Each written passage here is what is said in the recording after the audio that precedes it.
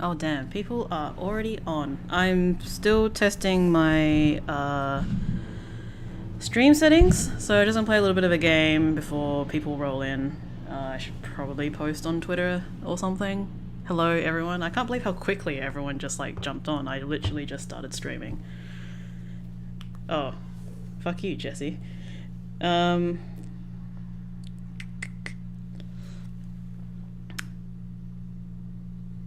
How have I been? I've been pretty good, actually. All things considered.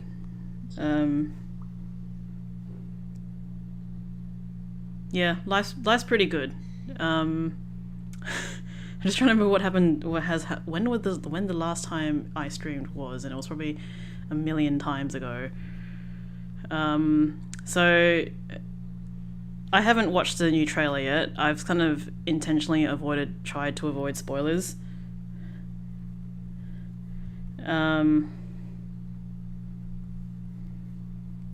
Although, unfortunately, I have seen some screenshots on Twitter. So, Twitter doing the bads for me.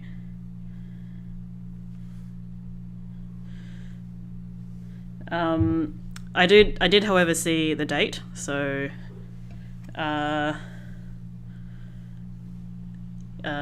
what is it? October? October's going to be a good time. Actually, no, I don't want to do that. No. When did I last play this? So while I'm waiting for people to roll in, I'll probably do a little bit of this streaming stuff. I haven't played the game in a long time. According to Steam, the last time I touched this was January 2021. So I'm probably extremely rusty.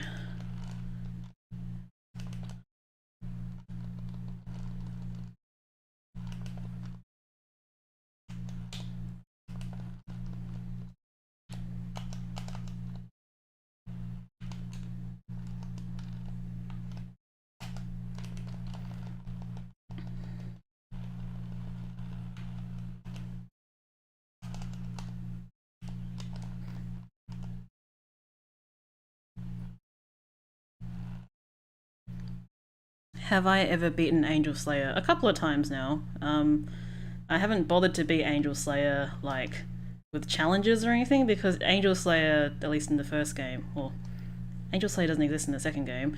Angel Slayer, no game sound. Oh, okay. It's good that we're checking this. Pause this.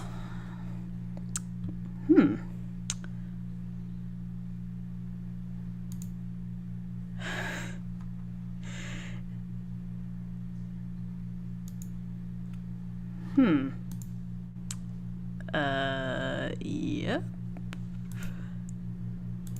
Is that what I'm doing? Okay, that looks like we have sound now. Yeah. You can tell I don't really stream other than when Bayo 3 stuff comes out.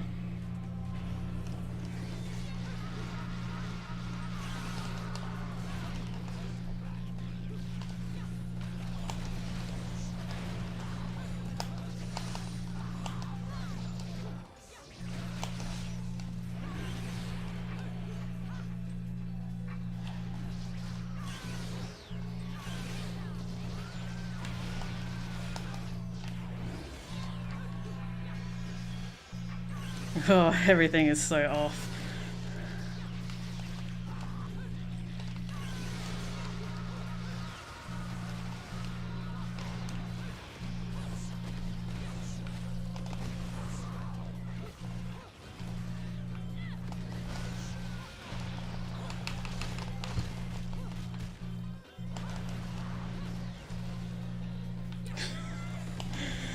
Everything is so rusty.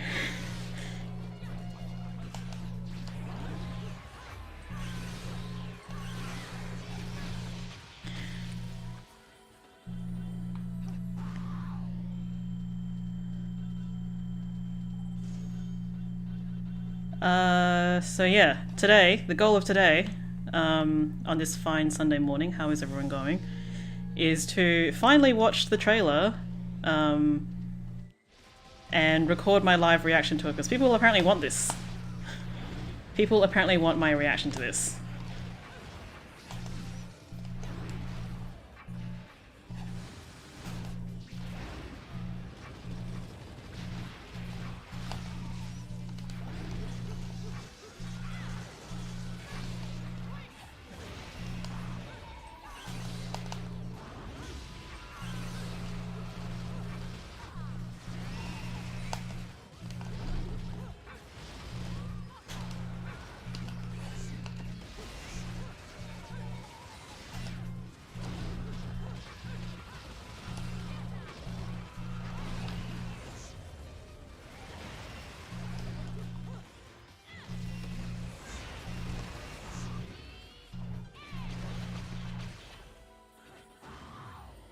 Yes, so the goal is to watch the trailer.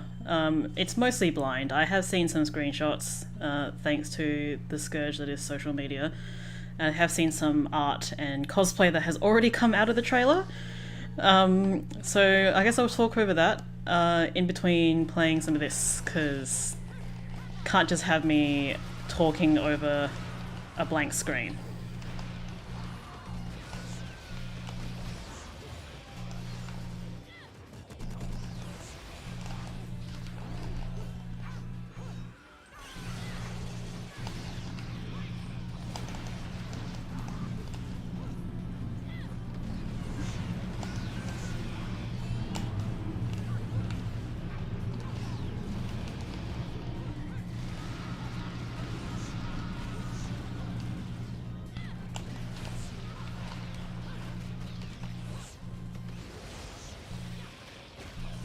Oh.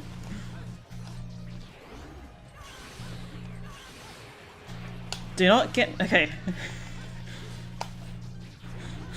Do not get me started on the looks of any of the characters in this game, because I have opinions.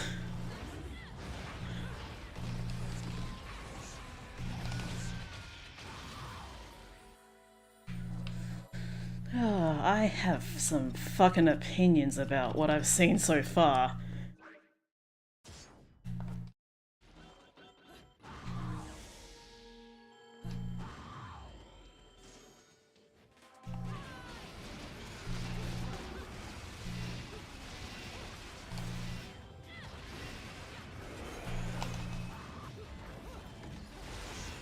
So interestingly, I think since I last played Bayonetta, I've actually had a computer upgrade.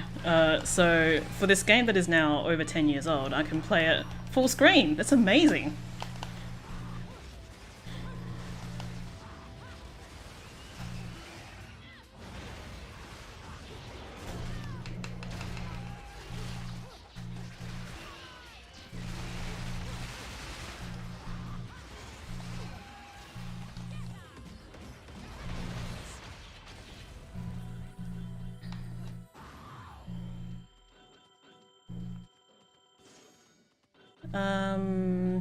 I actually, apparently, according to what I'm streaming on, I have 75 viewers. I really ought to be doing this stuff more often, but you know.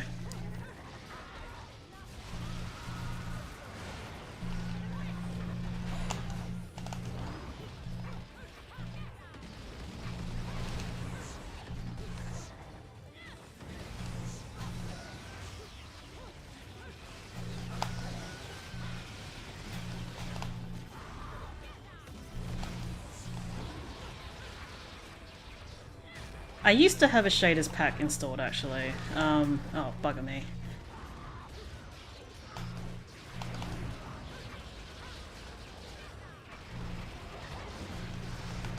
I guess I'm at a point now where I can't be bothered anymore.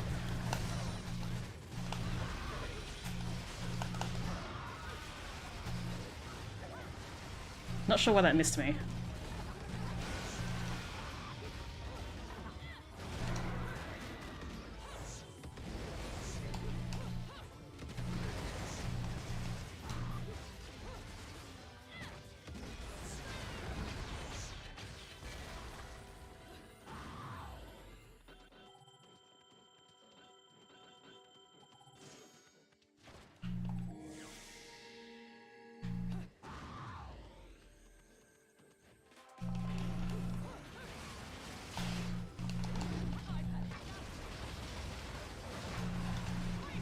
Ugh.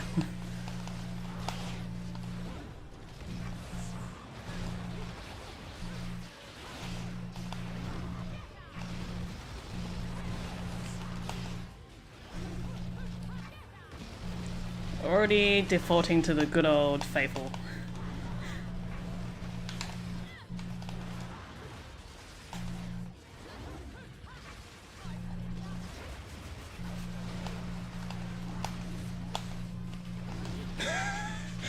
Okay, I'm pretty sure my computer did not handle that fight very well. I got my boyfriend's old graphics card, and my card before that was like I'm gonna say a 660. I'm on a 1080 now, and it's not dealing very well. Do I need to do some fucking moderation here? Do people not want to hear from naked, high definition XYZs? What do I do with this? Sure.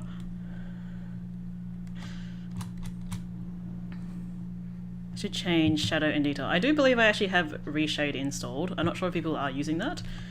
But I think I actually removed it because it was so super contrasty that it made certain bits in the game look really odd. How old is a 1080?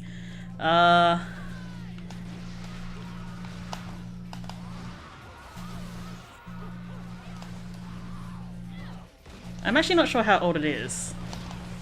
I'm not going to even try and guess because I have no idea.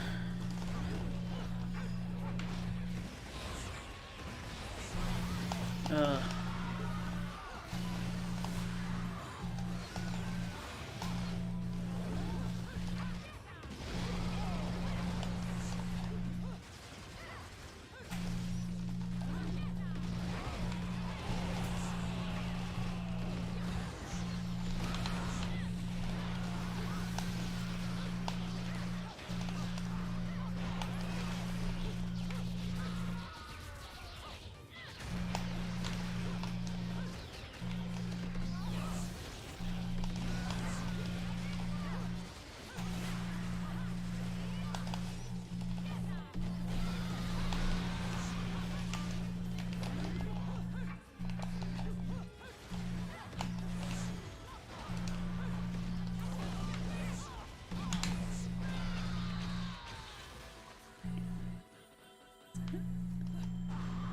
I mean, I'm playing like super unmodded Bayonetta here. Like, I haven't even got any like extra characters and shit that people have been doing. Well, yeah, originally on my old card, I was playing this on on windowed mode because my old computer could not handle it.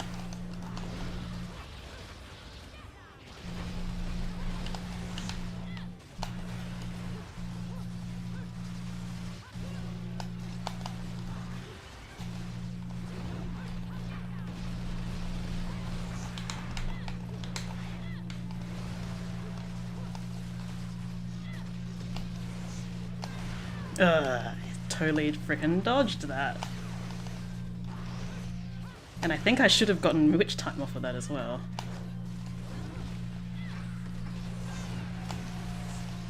That's bad.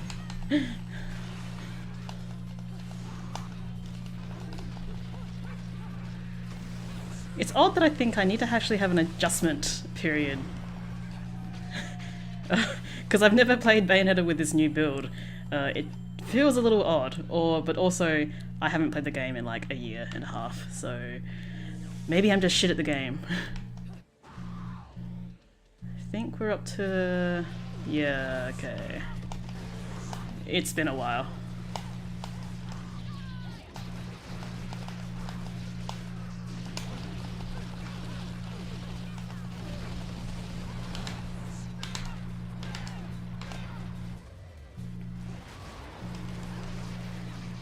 Ah.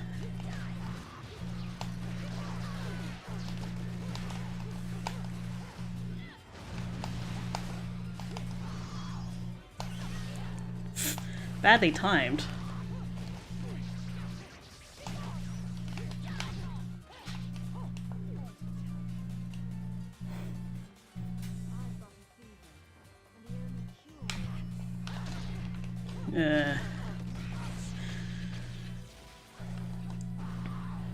Let's see. What is the chat saying? I'm doing so awfully. Make sure you turn VSync off. Not even sure how to do that, quite frankly. Anyway, gonna pause this and gonna hop over to the video, which I'm just watching on the thing. This is my live reaction. I think I'm hopefully saving this on YouTube. I can't be bothered with editing anymore, in case you couldn't tell. Alrighty. Let's pull it up.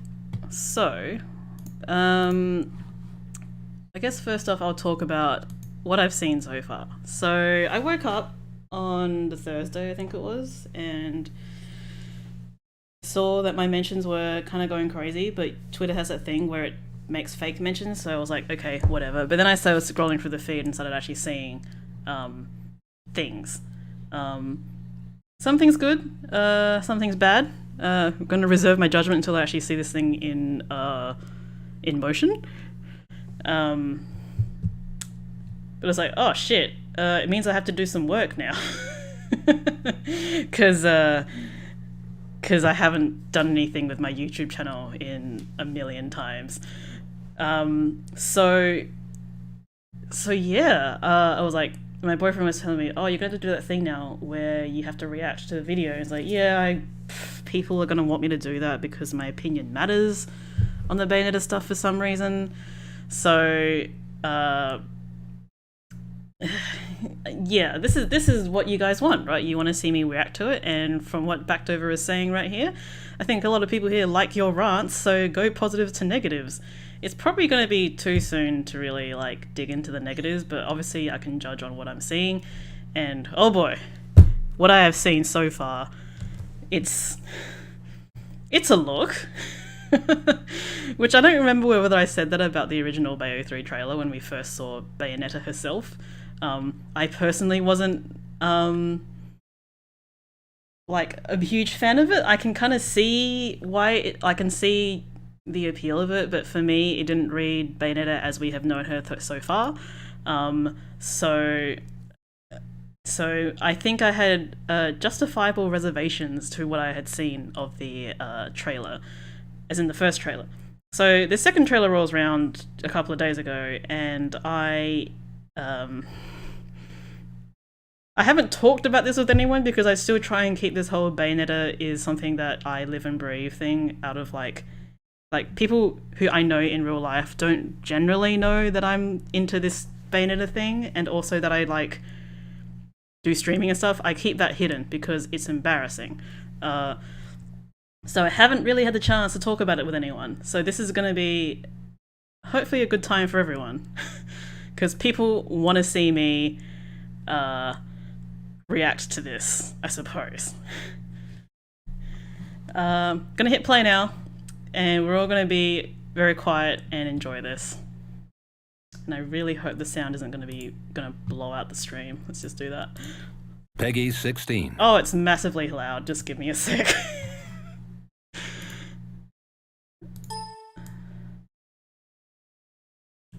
You would think I would know how to stream better, but I really don't.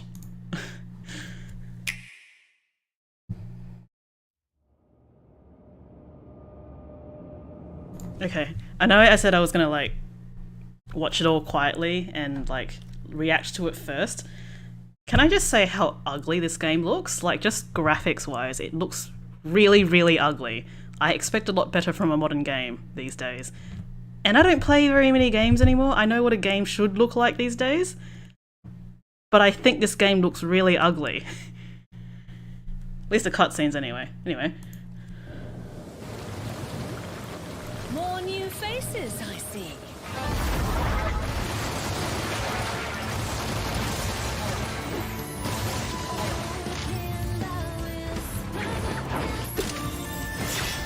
You mean those weren't your playmates?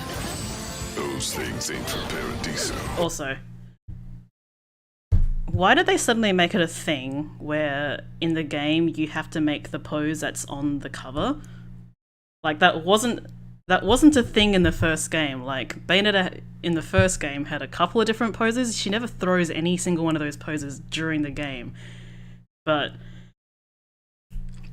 in 2 and 3, for some reason, we're like, oh, we gotta have the gun reveal and the front cover pose as a part of the game. Why is it a thing? And this pose looks super anime. It looks super, like, concept arty and not quite edited to make it look good for, like, 3D space. It's just super extra. Like, this entire game, in terms of the design, it's a bit extra, but this is what you're here for, by the way. Like, don't shit at me because I'm shitting on the game. You guys want this. You wanted this. Or infernal. They're locals.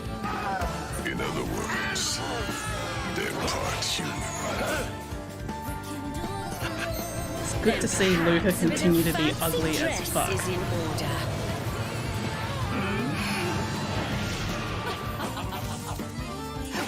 If someone's wiping those universes out, one by one, they'll get their hands on enough power to wipe out the whole Trinity in a snap. Thank you, Professor. What's this tiny thing? With all those eyes, I think you'd be a bit more perceptive. Now's the test. Oh boy. That spider part looked really janky. Okay, what I'm hearing so far is I'm liking the sound of the music. It's like super girly and like super extra. I like that. Combat looks a little bit plain, to be honest. Like, the game is normally quite flashy and all over the place, and it looks like they've really dialed it back, but maybe way more dialed back. I can see, and because I know that this is happening, they're introducing a whole lot of extra characters to the cast. Probably feels like a bit much, in terms of just, oh, we're going to add this mechanic, and then we're going to add also this interaction with whatever the fuck we're calling these extra animals and stuff, and these demons, and 2 new characters and such. It's a lot.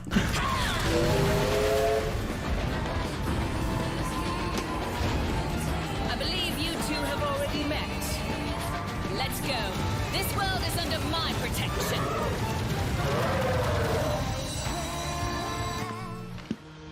I see the vehicle sections. They're back. homunculi. Man-made bioweapons. Look, we don't have time. If we don't stop them, this world is history. And reality as we know it gets wiped out for good. The voice acting in that bit sounded really not nice. It didn't sound. It sounded a little bit too much for what was going on. So yeah, I'm aware of this new character. I think she's a witch, from my understanding. Where did they pull another witch from? I dislike the fact that they've, from what I can see so far, from what I know so far, that they've somehow added another witch. How? And what do you expect us to do? I want you to find a scientist named Sigurd. He's somewhere in this world, and he can help us.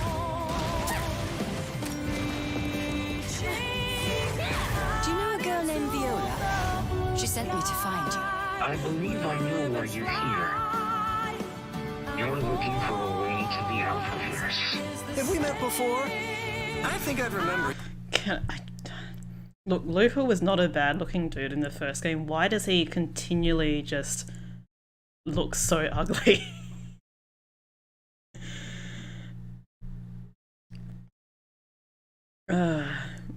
You, Riot Girl. You. Someone seems very interested in our arrival. Is it him? Lesson 1. Carelessness will get your tail snipped, kitty. Okay. My name is Viola.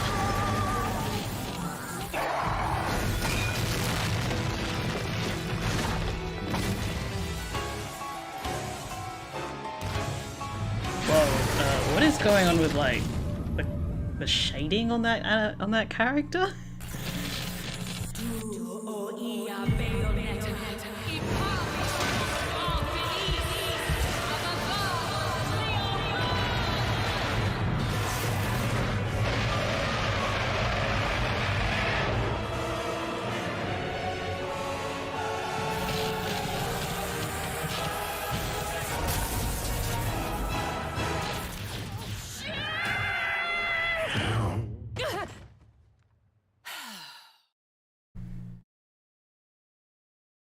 Yeah, so that was the trailer. Um, hmm. First off, let's go back to, where was it? Bloody hell. When did Jean appear and look? You know how I predicted that she was gonna like just have more hair? And they kind of did do it, didn't they? What the fuck is this outfit? Like, this was one of the first screenshots that I saw of the game, and I'm like, what the fuck are you wearing? This is some bullshit. This is some fucking bullshit. What the fuck is she wearing? It's like a clown outfit. And I believe there's probably some shot in this where I believe she still has her original guns. So once again, she got kind of she got fucking the short end of the stick in every single way, because she looks like this now, which means she's probably going to have the hair cape in game, which means it's going to look bad. They've just given her this little bump up here, which I don't know what those things are called, but that's all they've literally done to her, is just given her a bit of a trim on the sides here and given her a little bump on top, and that's the look. Makeup is the same, roughly, as did she have this makeup in 2?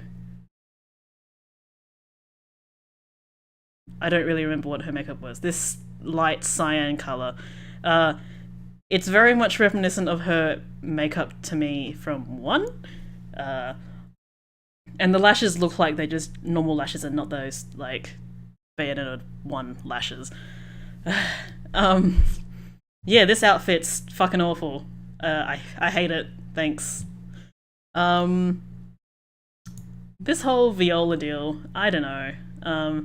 There was a music piece in here that was very, like, I wouldn't say orchestral. There was, like, lots of singing. It was odd. It's I wouldn't say it was necessarily bad. It was odd for this game. I didn't play DMC4. I'm getting very Nero vibes from Viola.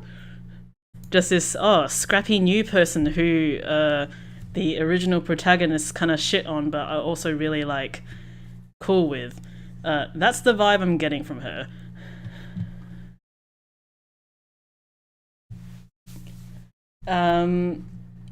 Like, to be honest, Bayonetta's look, it's grown on me. I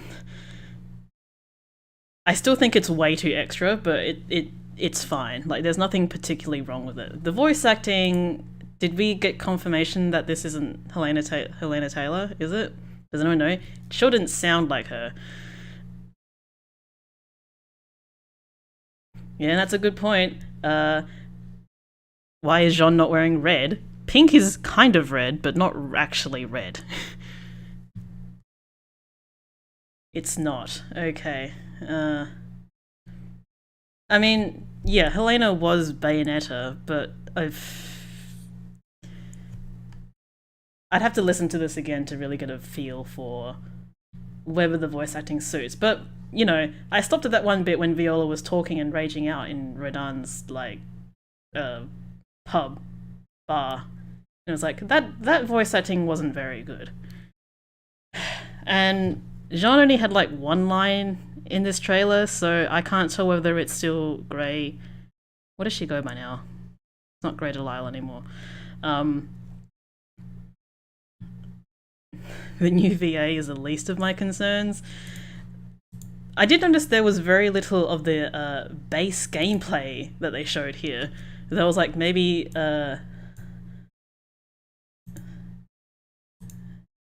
like this bit here. It looks so drab, which is weird because like I gave Bayonetta 2 shit for being way too. Oh, okay, Grey Delisle Griffin. Yeah, I don't know whether she goes by both last names, that's all. But it's great if they still keep her because she's a good VA. But anyway, going on to this. This looks really drab, and like I said, I gave Bayo 2 shit for being too colourful, And this probably meets the criteria of if anything does happen, which you can't tell. I don't think they ever attacked here. It just showed Bayonetta's moves. Those things ain't for Paradiso. Yeah, they're just standing around like...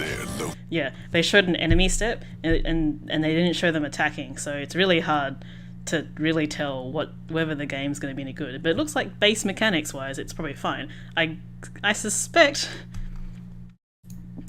based on the emphasis that this game had on all the extra bits that they've added in, like whatever's going on here, after this bit, yeah, whatever's going on here, given the emphasis they've had on this, I suspect that this is going to be a major part of the gameplay.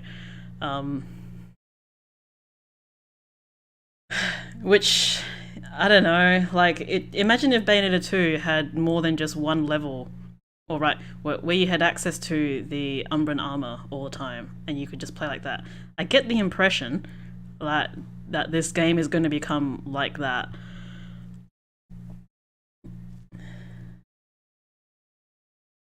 No Wicked Weaves in either trailers outside of Demon Masquerade. Turquoise is throwing me off. I think turquoise seems to be a nice contrast colour to the purple highlights they've got going on here. I'm sure the plot is going to be unfathomable again, and hopefully not too many people are going to care about it. Thank you, Professor. Oh, what was going on with her mouth there? Did you see it? It just sort of curled up a little bit weirdly. Professor. Ugh. End of that scene. The edges of her mouth just curl up in a very unnatural way. We're talking to demons now? This is a professor, maybe?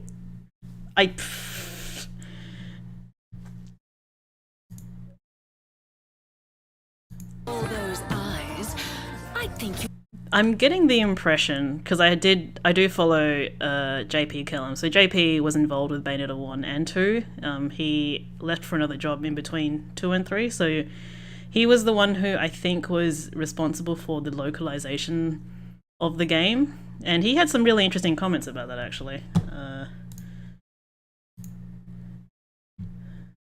Yes, y'all can see me. Is it? No, it's this guy. Yeah, he had a really interesting thread when they announced the when they had the new trailer pop up. It was really an interesting insight into how things were written, and it looks, the the animation of the characters looks like it's been put to the Japanese voice acting rather than English, which is an interesting choice because I think, as mentioned probably in this thread, that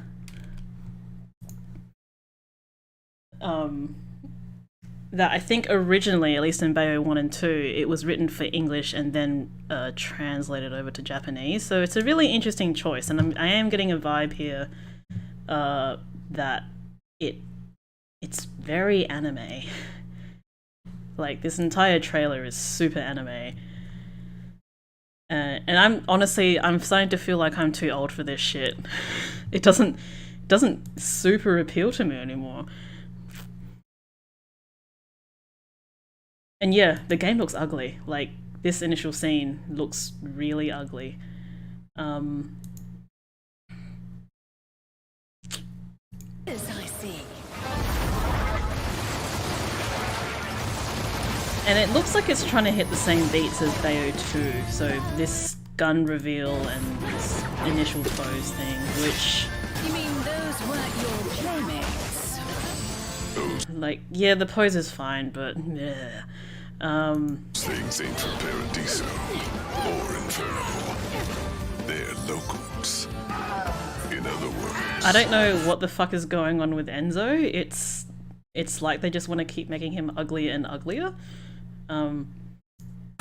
Like, I feel like they could probably in this game, they could have gotten rid of Luca and Enzo and no one would notice. I don't really feel like they're a part of this anymore. Then perhaps a bit of fancy dress is in order. Also, Madama Butterfly gets a new outfit. It's super kinky. Style feels like it's leaning too far into Astral Chain. So I never played Astral Chain. It seemed, from my impression of it, just through osmosis based on like Twitter and everything, that it was very middling. I can't really say authoritatively, but it does look like, based on screenshots I've seen of Astral Chain, it looks like it's based in the same universe, right? Because the first trailer had that whole nod to Astral Chain. If someone's wiping those universes out, one by one. But yeah, it does raise an interesting point that Wicked Weaves don't seem to exist anymore. Maybe this is just some sort of alternate universe Bayonetta, because it would explain...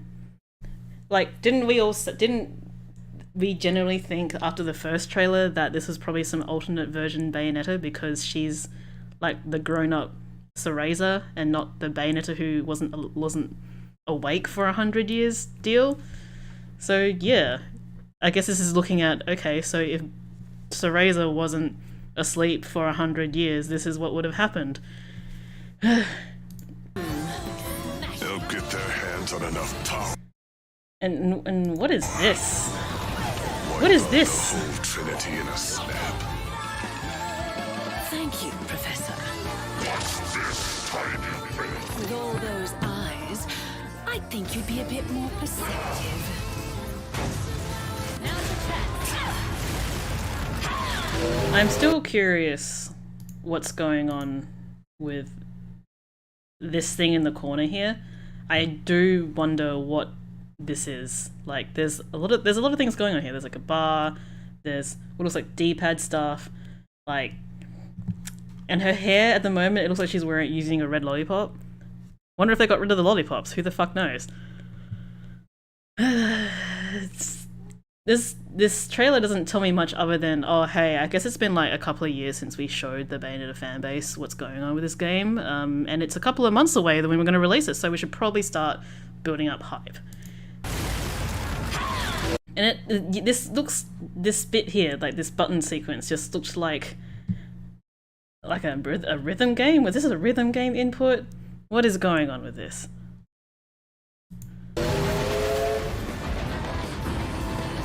And yeah, we've got whoever the fuck this character is, who I feel like Mari Shimazaki just really, really hates cosplayers, because this outfit... Okay, so you've got the Umbran Gecko from the second game, and then you've added like this armor shit, and this hair, and this mask. It's like she's cosplaying as one of Grace or Glory.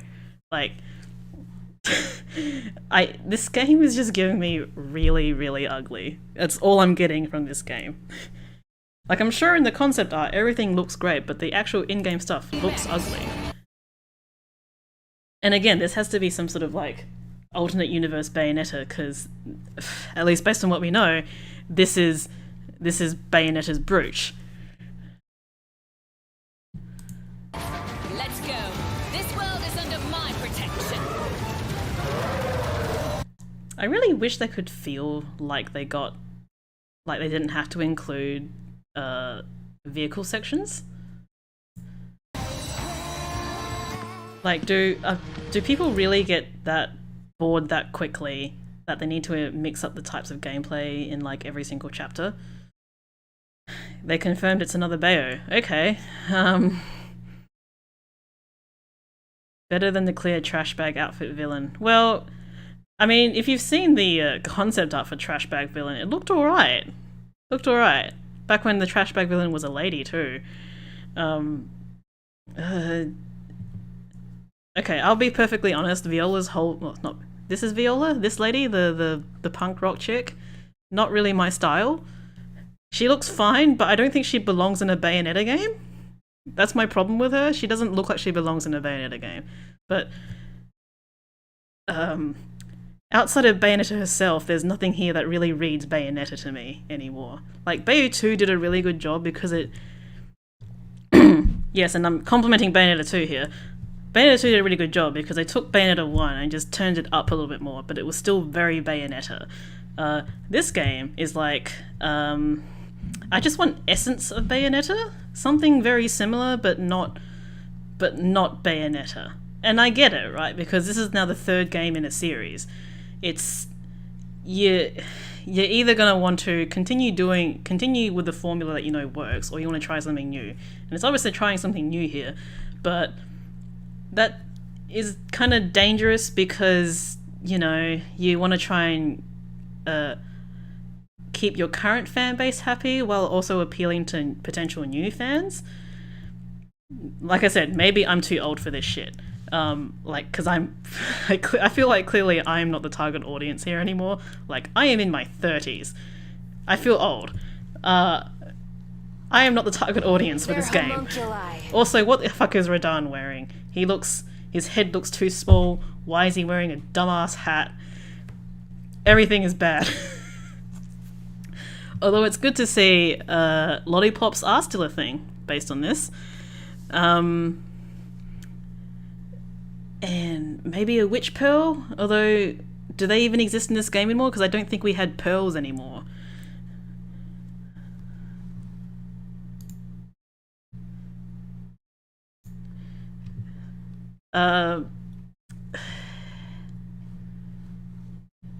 Like, Radahn just wearing a jumper does not read Radahn to me. He's like, oh, this is me when I'm at home chilling. I've just put on like some tracky top thing. I'm just getting really comfortable. Oh, someone's here. Better put on my hat because I haven't applied my tattoo shit or something. Like, Radahn looks bad. All the supporting characters look bad. I'm assuming all the main characters, that is Viola and Ultimate We don't have Bayonetta. time. If we don't stop them, this world is history. And reality as we know it gets wiped out for good. Yeah, the fact that this now is not like the animation for the voice acting is not for the English thing makes it feel really odd. It's not the same anymore. I'm sure she's fascinating as a character. She just really gives me Nero vibes here. Just the whole angsty, very angsty teenager sort of deal. Play it so I don't have to. Well, I think I did say way back when they announced that Bayonetta 3 was going to be a thing, some many million years ago now, that I would be taking some time off from work so I could play it, and I will still do it. I just got to figure out whether that 28th of October date is a universal thing, or is that only for like the US? Viola sounds like a teenager protagonist in Desperate Measure. To be fair, it does look like they're going for that.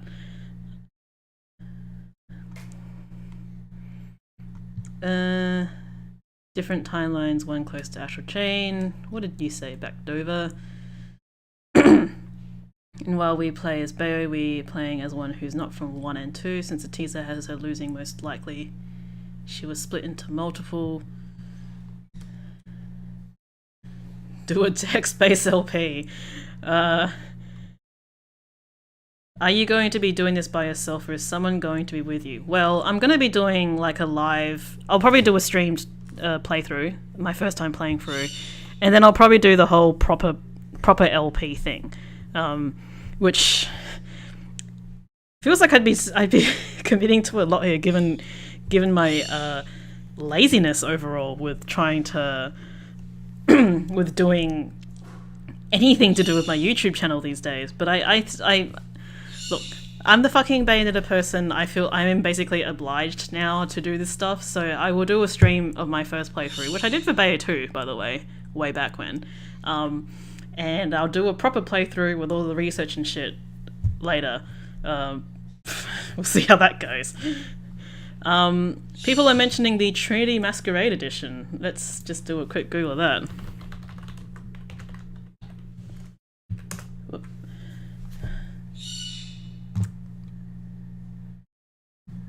Oh, it's at EB Games, and it's only $100 and something. I'm sure. That bird's loud. I'm really sorry.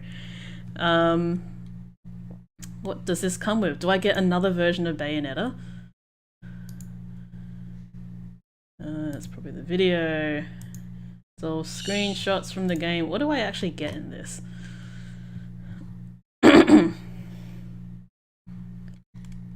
A two... Are they...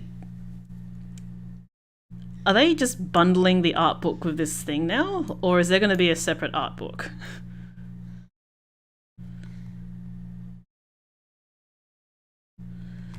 How much is this in, like, not Australian dollars?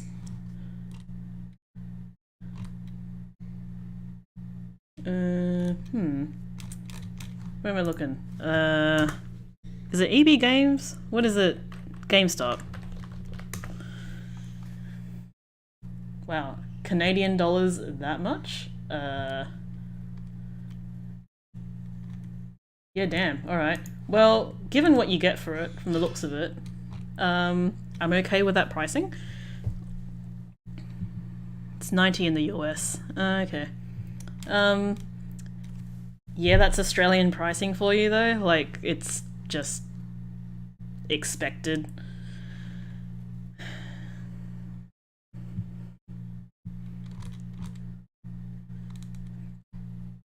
Three special game sleeves that combine to form panoramic artwork and the game. So this doesn't even come with all the games. I thought this was going to come with all the games. Oh wait. Oh, this is really interesting. There's like a description and more of what this game will involve. Tap into Bayonetta's naughtier side with Demon Masquerade, a new ability that channels the demon linked to her weapon, allowing for some exciting action options, not to mention some hair-raising combos, ha ha ha. She can also summon... let me just close my door, see if that helps with the birds, by the way.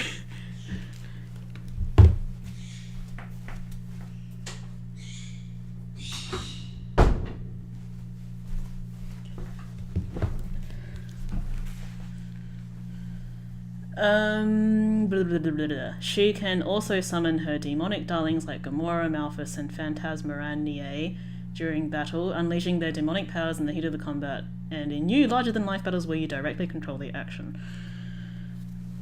Fight your way through the streets of Tokyo, the mountains of China, and many other locales. Along the way, you'll meet a virtual coven of What? What does that mean? Is it going to be like online gameplay? What is this? I also saw on Twitter, I think through Set's Twitter actually, about there's going to be microtransactions in this game? What does this mean? Is this like an allusion to some online gameplay? You'll also slash and slay as Viola, a feisty witch in training who fights with her sword, and a capricious companion, the Demon Cheshire. Find out what fate awaits Bayonetta and if this arcane alliance can really save reality. Yeah, it's gonna be interesting.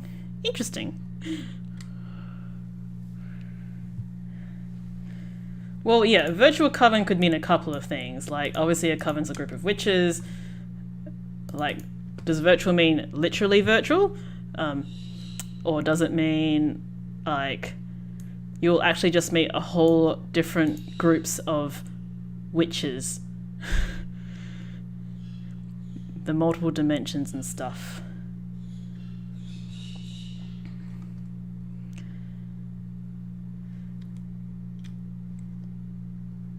Feline Demon Cheshire, Infernal Demons, Larger Life Battles, Demon Masquerade, shoot, stop and slam your way through multiple locations and meet other Bayonettas. Play as the bewitching Bayonetta in the third installment of her Climax action game series. Oh, I just realized the chat is like invisible on that. Let me just go back. Not that it matters anyway. Yeah, this is... They're definitely mixing it up a lot more now in this game. And what do you expect? Oh yeah, the music that's playing right now. Freaking weird. It's like some lady singing and it's obviously Viola's theme and it's just really odd. Oh boy, you should read the Nintendo tweets. Alright, let's look at Ninty.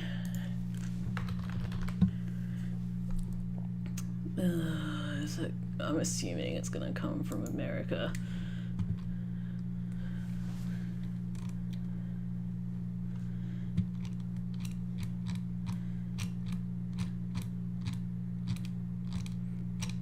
Look, I'll be honest, like I said, I don't play games very often anymore, so when I do play a game, it better be fucking worth it. And unfortunately, I've locked myself into playing Bayonetta 3 because past me thought Bayonetta was a good game. So I've locked myself in now to playing Bayonetta forever. Oh, so this one says it has 3 game cases, whereas this other listing on EB says it's got different backgrounds, panoramic backgrounds or some shit. The pinned tweet. Oh yay, I'm getting a physical version of Bayonetta 1. How many versions of Bayonetta do I have now?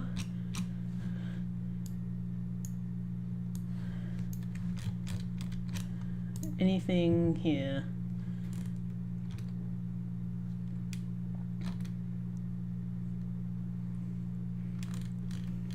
Sounds like I'm regretting life choices. Well, I made choices when I was a young'un, and it's affected me now.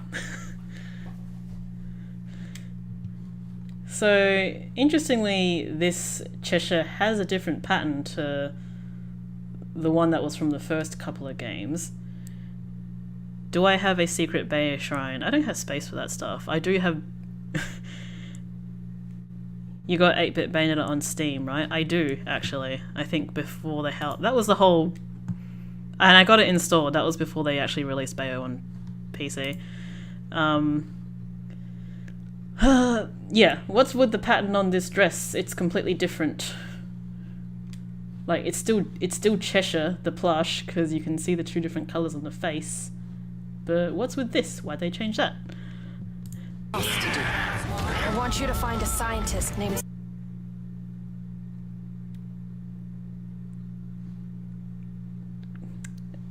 I'm not even going to begin commenting on these games' looks because it's just so awful looking. And I know, yeah, this music that's playing right now, it's bad. Don't like it. It's not really gameplay music, so I don't know when they're going to play it. Have I heard of that Bayo fan game which is being developed? I have, I wouldn't say I'm familiar, I have seen words about it, but I'm not putting too much emphasis on it until until something actually exists. And games take ages to, develop. This appears to be the new version of the closing off the area for the fight, so that's interesting. People have mentioned the UI a lot. It appears like they're sticking with this super basic UI, so it's certainly a choice, right? Like Bayonetta 1 and 2, did their health bars and such look very similar? I feel like they did. Everything in this trailer just screams jumping the shark to me. Well, look, I want to be sensible, right? I'm not young and stupid anymore. I want to say, let's wait and see.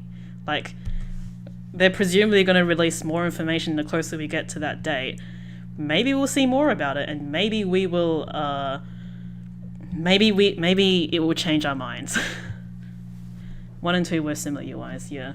So this one has had a bit of a revamp. Interestingly, it still has some of the intricacies that the original one had, but and the amount of detail that goes into these sort of icons, for instance. But this super plain bar, there doesn't appear to be, where is it? Obviously this symbol here is going to mean something. Magic doesn't appear to exist anymore, at least not in the way that we know it. And there's different kinds of currency from the looks of it. There's like the currency that probably these boys drop, and oh my god, how do I don't know why spammers keep doing that. They should release a demo. Yeah, they probably should, but they're probably not going to release a demo until, I'm going to guess, at least a month out of release. Symbol next to the lifeboat changes based on demon you're masquerading. So they're what looks like, they kind of look like Magatama type things or something, but they're like human-made biological weapons or some shit. New enemies here. and what looks like demon skulls, so it looks very DMC. Still got the idea of punches and kicks, and it looks like they're using the same sort of scoring numbers as Bayonetta 2. There's a video on YouTube where they were able to make the song audible. It's a small chunk of the song, but it exists. So people these days are digging super deep into this stuff now. Where was I up to? My god, the conversation that she had with Phantasma Ranier was so cringe. I don't know if I can deal with it right now. Like, the writing appears to be extremely embarrassing. And to be fair, they were always kind of going for campy in these games. I feel Bayonetta 1 was the best example of the campiness, and Bayonetta like 2 didn't really hit the mark for me. It just seems really bad in this game. At least the lines that they've taken out and put into this trailer. Which, let's be real here, the team has basically completely changed since the first and second game. Like, the core people behind the game were Kamiya and JP Kellums, and JP is no longer with Platinum Games, so someone else has to do the localization and do all this stuff. And I think JP actually had a lot to do with like the trailers that they released to the game. So obviously someone completely different is doing it, and that's what's explaining this different feeling. You'd be a bit more perceptive. Now It's good to see Bayonetta still keeps her hair thing. What do you call it? Hair kini? They did show Witch Time, right? Witch Time is a thing in this game. I think I only saw it once.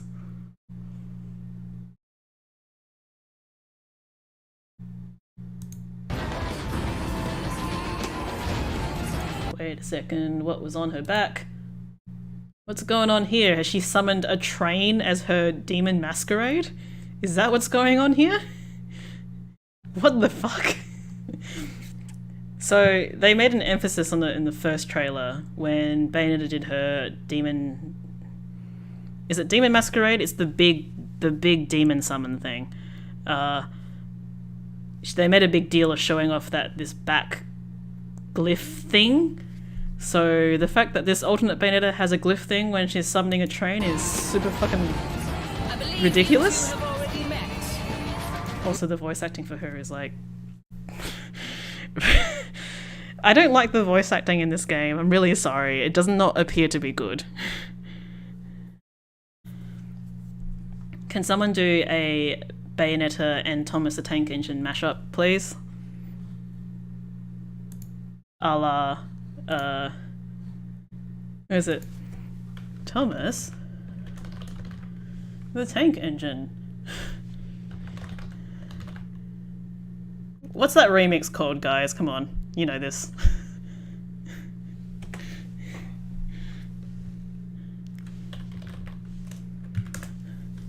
What's the remix? This one. I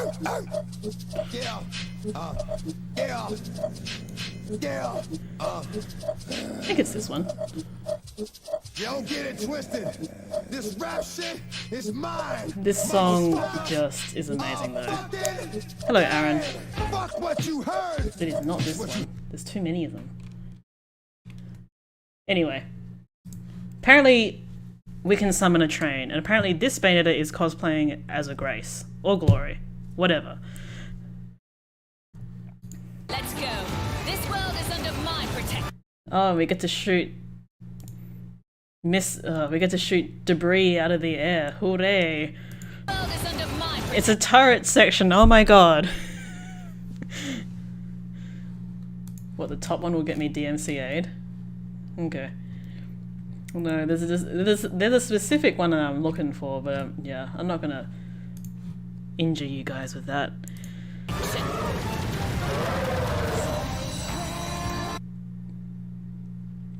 Why is it a train? Why is it a thing?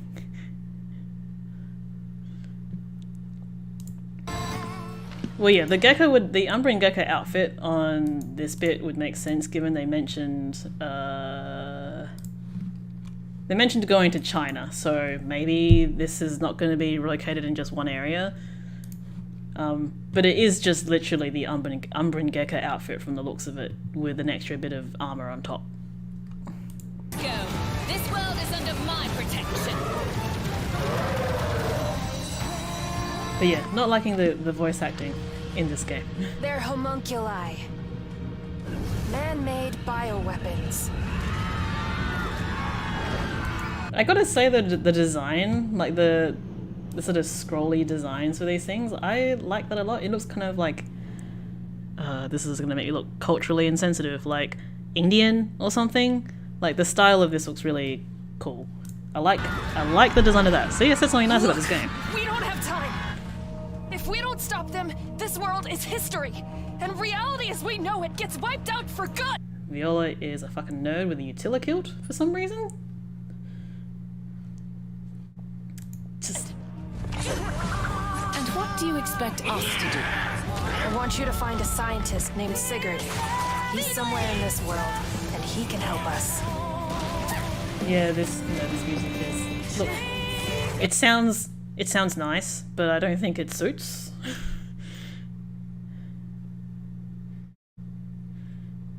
Do you know a girl named Viola? She sent me to find.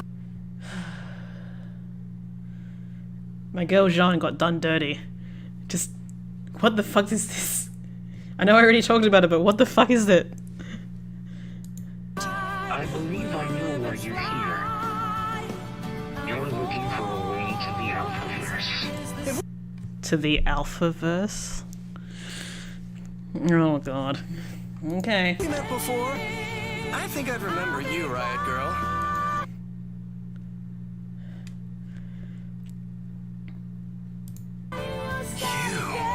Someone seems very... Why is he so ugly? Why is Lucas so ugly? Why is Lucas so ugly? Why is her collar just going like crazy? Is it him? What the fuck is this t-shirt? Like, what is this outfit? Is she in a dom-sub relationship? Is that what this collar is?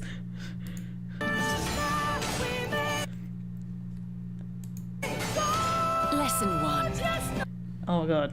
That was that single shot of John with her gun, and I'm pretty sure it's just all for one, right? This is all for one. Lesson. I think it's all for one.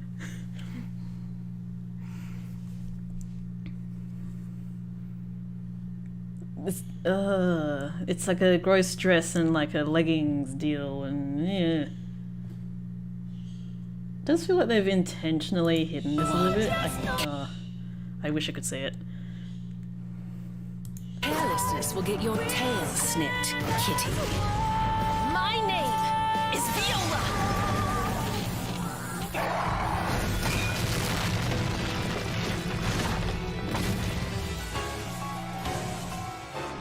Also, yeah, what is going on with the hair? It looks really bad here. All for one with cloth dangles instead of feathers. You know what? I didn't like the cats in 2, but at least there was something. What the fuck is a handkerchief doing on her gun? She is meant to be like classy as heck.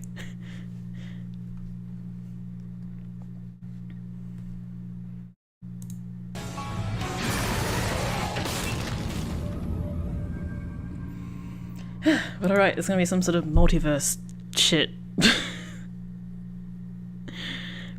Hope they make the game into 3 stories over changing characters. Like, I'm suspecting it's gonna do that. Yeah, where they have 3 storylines? You got Bayonetta, you've got Viola, who's the other playable character? I don't think we're gonna play as alt Bayo.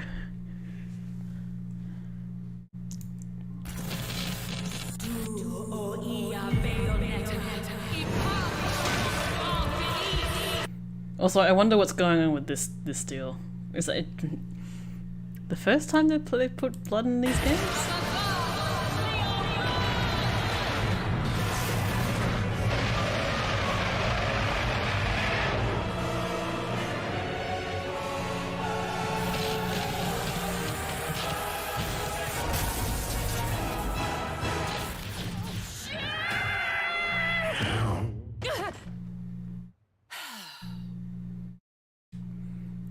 you can already see the dynamic because we haven't got a child this time. We've got Viola, who is essentially written to be like a teenager. So at least we've improved in some ways. Yeah, the Enochian at the end there did not sound like the VA, so that was odd.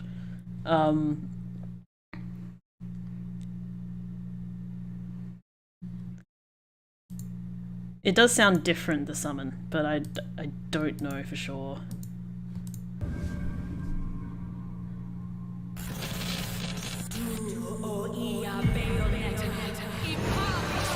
It does definitely have the vibe of the original summons. But it's hard to say, honestly. I do wonder who actually is voice acting Bayonetta now. Did she tweet at all after this trailer got released? Because she seemed a little bit... like, you could tell she wasn't happy about the whole thing. But she's normally left some sort of indication about the Bayonetta role on Twitter. I don't think I've seen her tweet since this trailer has released. Is that what's happening? Is she's taken her witch art out? Like where? Like it would make sense because like who else's heart is she holding?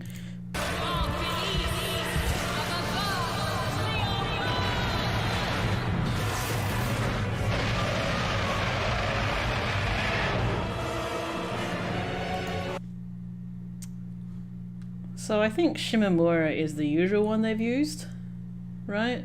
For the cinematic director.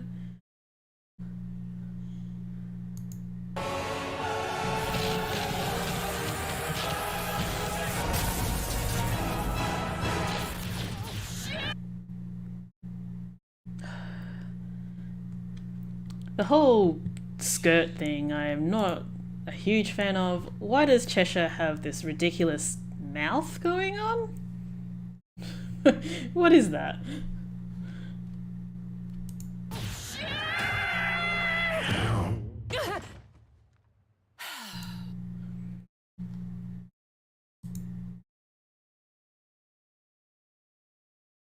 This is something a little bit odd with the rigging in this game. It looks a bit weird. Yeah, okay. General thoughts? Like, okay, it's a little bit concerning that they didn't really show a lot of core Bayonetta gameplay. They're definitely adding a lot to this game, is my impression, based on the trailer. It feels like they are not putting too much emphasis on the plot, which is good, because I think very few people don't care about the plot. Yeah, it does look like her guns came in a pizza box, but I guess... I don't know. This game isn't about classy Bayonetta anymore. Yeah, there is obviously a much lower emphasis on core Bayo gameplay, which is concerning. I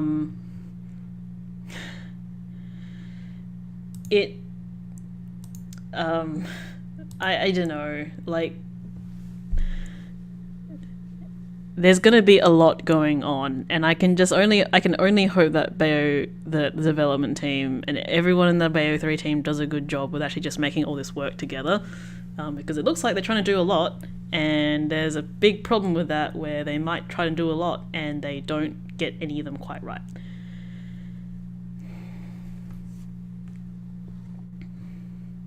So really, that's my only concern. Like, they're adding a lot of new things, but I guess it's expected at this point, because what else are you going to do?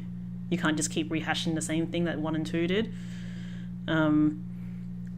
As to whether or not this is going to hit that spot between 1 and 2, I suspect no. Because this game's trying to do a lot of it seems like it's trying to do too many things for it to seem like they've listened to the fans and said, hey look, we want, something that's kind of like Bayo 2 in terms of its easiness of use, but we still want like the depth that the first game gave us. Like, that's basically all most people wanted was the ability to play the game like just mash buttons and have fun or whatever, have fun to making the big enemies do something cool, but also have the ability to have the depth to go into the game and like, you know, do cool things with it. This does not read like an action game to me. Action game, character action game. What the fuck are we calling these games? Anyway, yeah, does not appear like it's going to do that. So gonna have to reassess what this game is going to be like when they release more trailers. Hack and slash, yeah, not digging. Look, all the new characters, like, sure, like it looks like they've justified all the new characters by saying it's a multiverse now, which is fine. I can live with it because, you know, having your cast be limited to 2 witches was a bit limiting. So, you know, they did as much as they could in 2 because they went back to the past and introduced Rosa. But beyond that, what else could they do? Like, they still want to try and keep pushing it and trying to do new things, which I get. You don't want to just make the same game but better looking, which again, this game doesn't look that good, and I really hope that maybe this game will look a little bit better when it's actually released, but I get the feeling that it's going to look like this, which is really, really disappointing. So in terms of my hopes that this was the game that is going to straddle the line between 1 and 2, it doesn't look like it's going to do that, but it looks like they're trying something new, and maybe at least it'll be fun. Because that's the bare minimum you want to hope for with the game, right? It's got to be fun.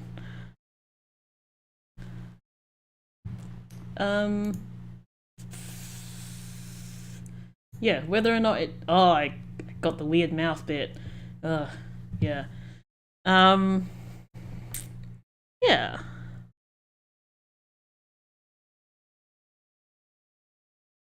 Flashy, very mashy. Yep.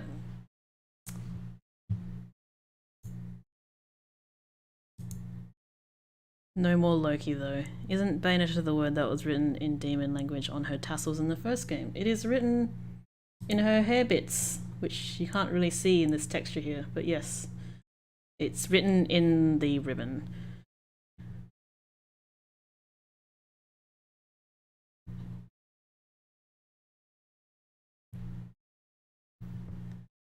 Oh yeah, I'm sure the screenshots will look way better for this.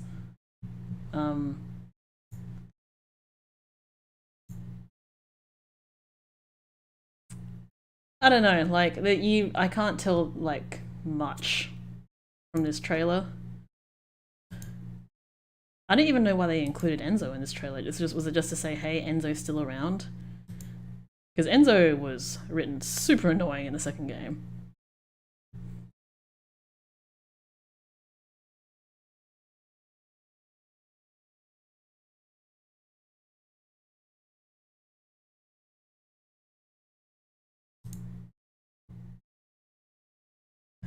This screenshot looks like a mess.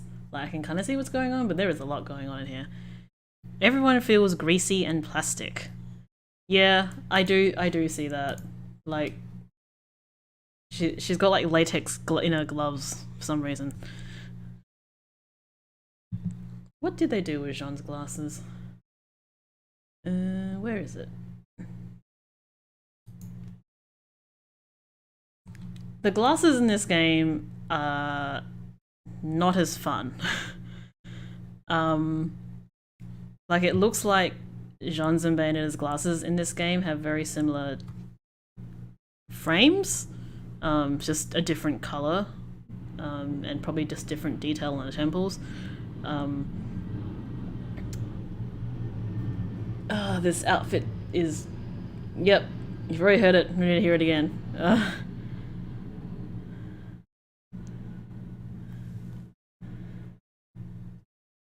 Yeah, I do agree that...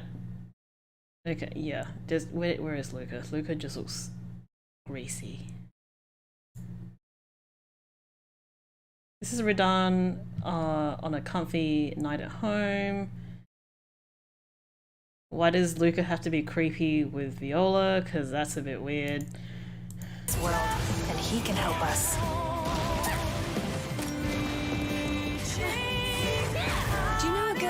Viola. She sent. Can we get a better look at Jeanne's entire outfit here? Viola.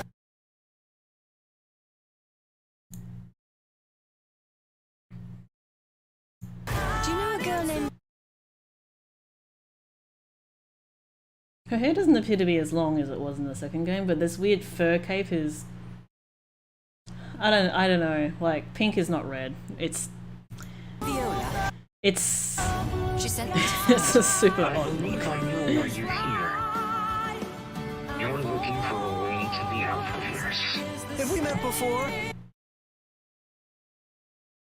Like, it looks like Luca's trying to dress up like an Assassin's Creed character. Can you actually do that? No, I've got skipping by 5 seconds on at the moment.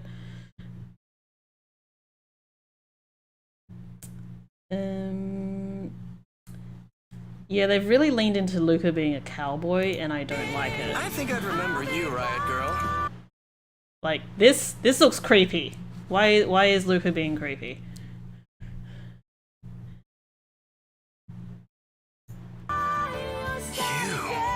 Someone seems very interested in our arrival. Is it him? Lesson 1. I'm trying to get a sense of how long her hair is. Anyway, it could, like, analyze this frame by frame. General impression is Your tail snipped. they look like they're doing a lot, and I think the game looks ugly. So I really hope it's fun.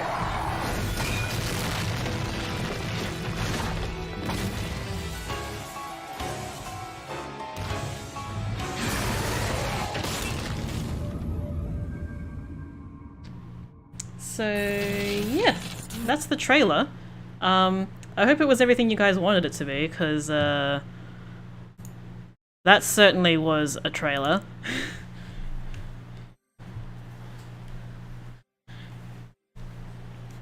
Look, there's only so much you can squeeze out of that trailer. I think I've already basically covered what I want to do from that, which is that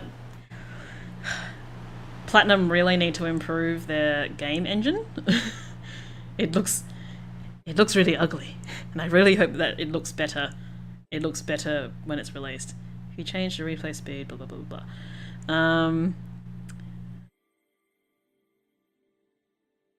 Someone who loves Bayo 3's trailers just made me feel concerned. At least they fixed the rug. Can't wait to watch me suffer through it. That's cool. That's what I do. Where is the audio for this? What happened to the audio? Ah, wait.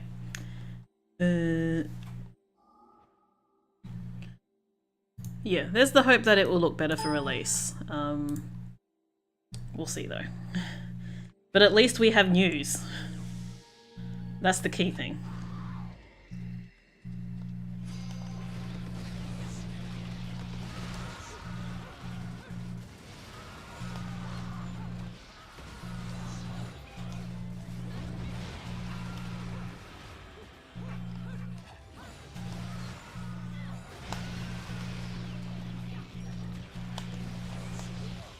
Ooh.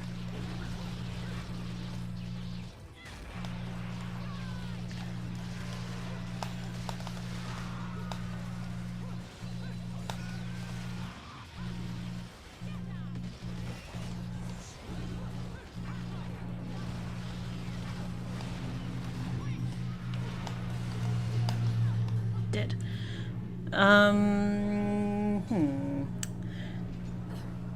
Yeah, you can tell it's been a long time since I played this game.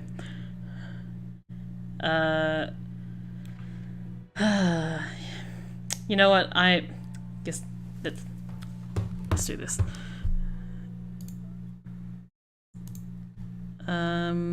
Let's look at what the internet has said. Let's go on that cursed place called the Bayonetta subreddit.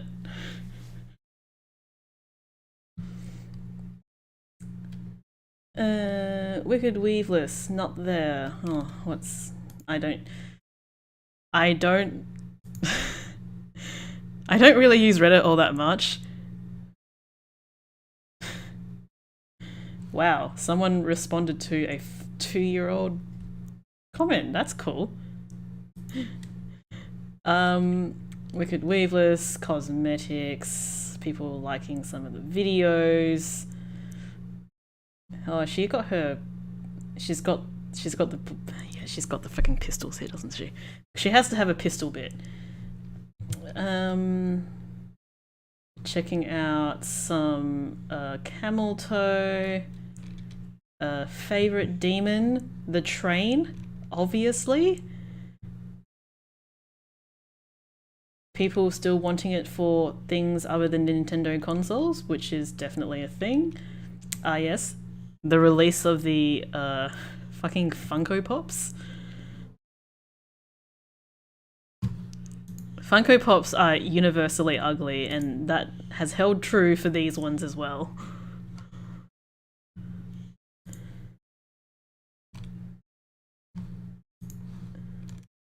Bayo 3 is going to be weird. Let's talk about the pre-order thing.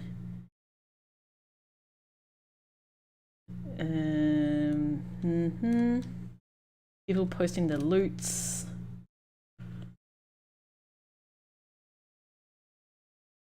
People trying to ask questions about a plot that, you know, doesn't really make sense. People posting their reaction videos because they also want to react to this thing.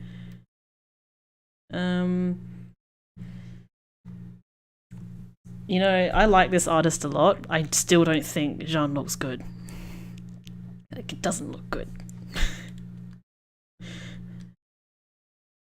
Thread with the pronouns? What?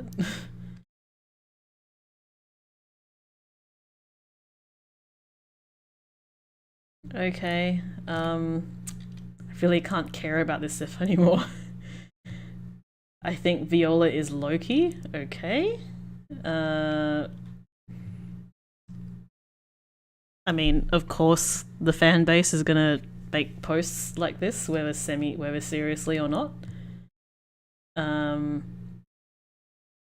Who's going to mod Bayo 3 from every character in Bayo 1? Jeanne would look better if her fur coat was changed for a deep red biker jacket. Agreed. Maybe if she was wearing boots as well, but she wore boots in like 2, so maybe that's why they didn't do it.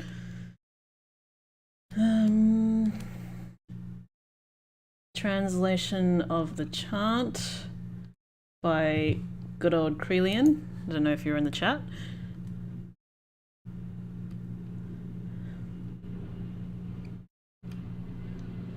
Okay.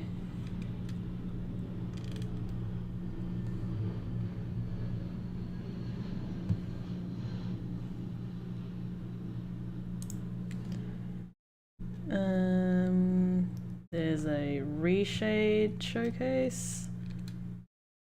Ah, yes, the one-handed thing.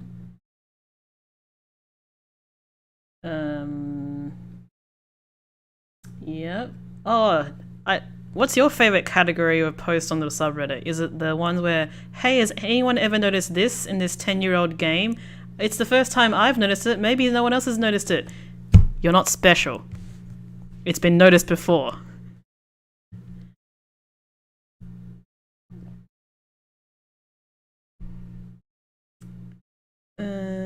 Yep, there is a difference. Yeah. Huh, where did this good screenshot come from? Did someone download the video?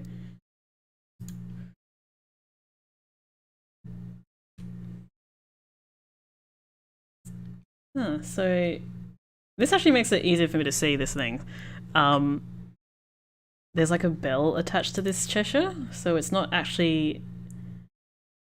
what do we call these different universe? What do we call this different universe Bayonettas? Like, what do we call them? Because this is obviously not Cheshire from the original games. It's some Cheshire with, like, you know, it's Cheshire, but it's slightly different looking Cheshire. Very, like, you know, we're gonna call one there's like a multiverse Bayonetta, there's like, you know, Alphaverse Bayonetta. Like, there's gonna be different Bayonettas here. What are we gonna call them?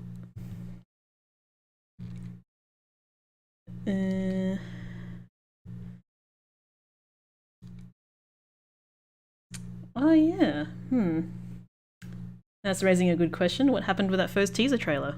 How does that fit in, if at all?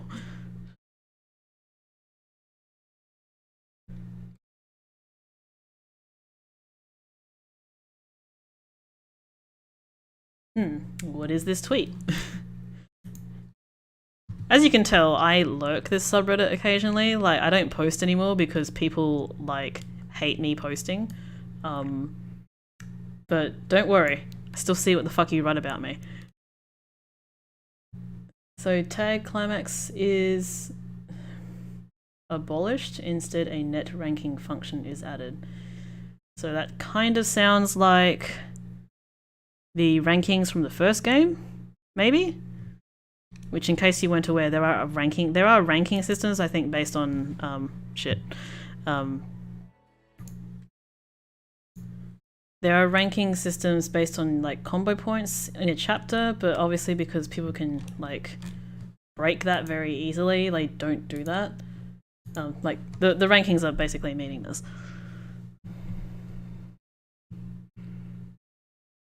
Opinions on new Bayo.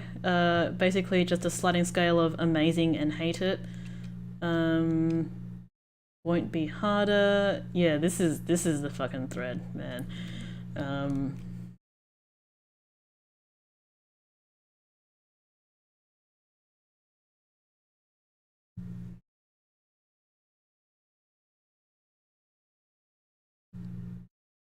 What is this? Wow, someone's going like super into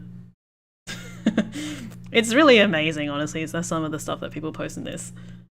Like, I've always participated in these sort of forums. Like, Reddit is effectively a forum, a very badly formatted forum, but a forum nonetheless. I've never really participated in forums generally.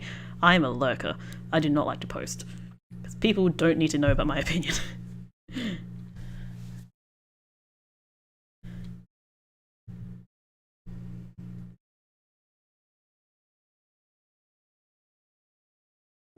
I kind of think that Cerese's doll looks like the monster thing that Viola summons. You think? I really hate people, I'm sorry. Except when I shouldn't say sorry. I'm not sorry. I'm sorry you're dumb as shit.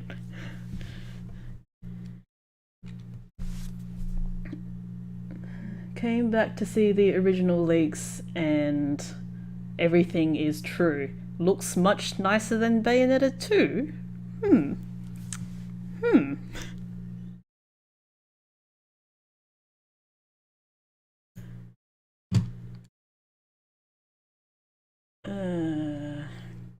People getting real mad about whether Viola is Virgil.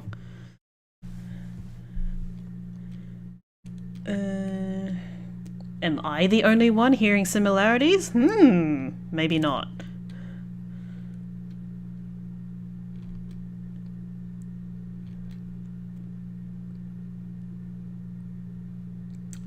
Yeah, I still don't like these hair bows because they look really heavy and clunky.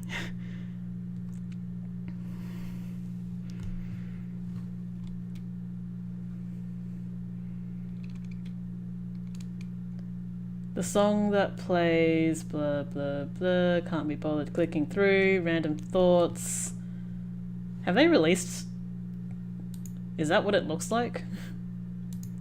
They've done the foot thing? I'd like to see this more. Does anyone know where this is?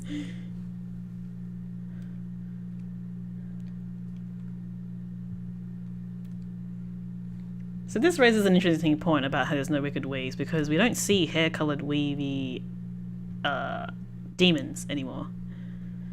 What Nintendo game insert they might add? I kind of wonder whether they will, actually.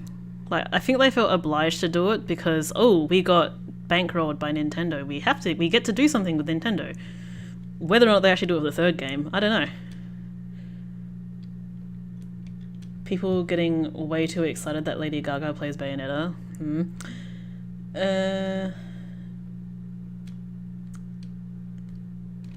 Yeah, people posting their pre-orders because late-stage capitalism. Anyone else concerned about the combat? Way too soon to say. Nintendo chose the worst release date ever.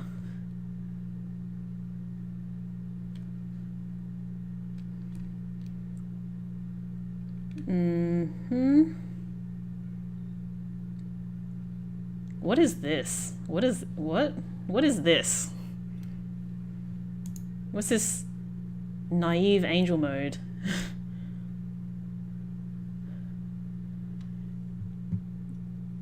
Is there like a mode now where you can just have her mostly naked? Like, what is this?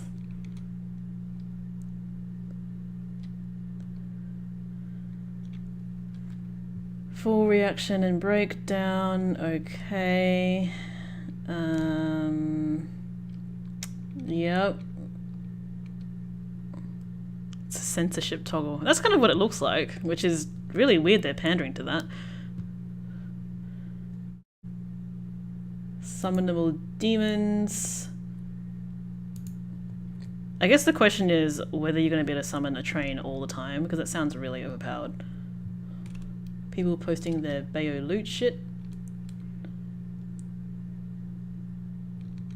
The Razor Theory, blah blah blah blah. There's not much interesting going on here.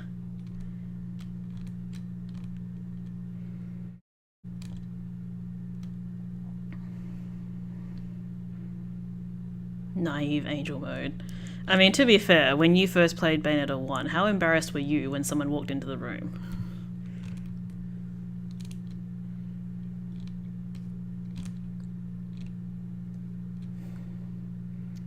Yeah, this looks like, it looks like Bayonetta if she, sort by controversial popular. Sure, let's have a look at this thread though.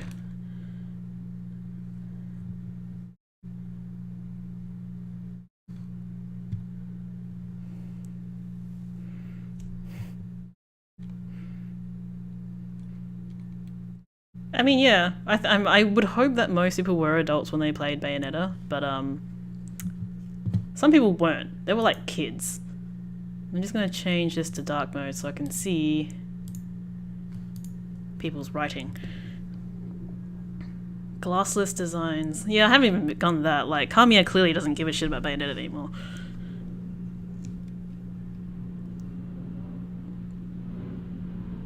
I think enough time has passed since the trailers dropped for people to start being honest about some of the negative things. You know what? I'm kind of I'm kind of ambivalent about the voice acting. It's like, oh, it's not Helena anymore. It doesn't sound like her, but whatever. Like, it's fine. People get way too mad about this stuff.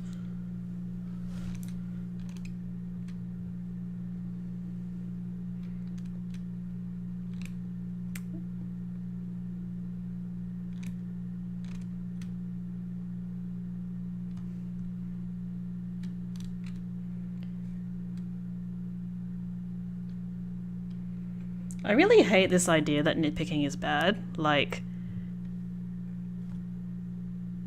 nitpicking is a thing because the rest of the package is so good that these little tiny things have stood out as being bad.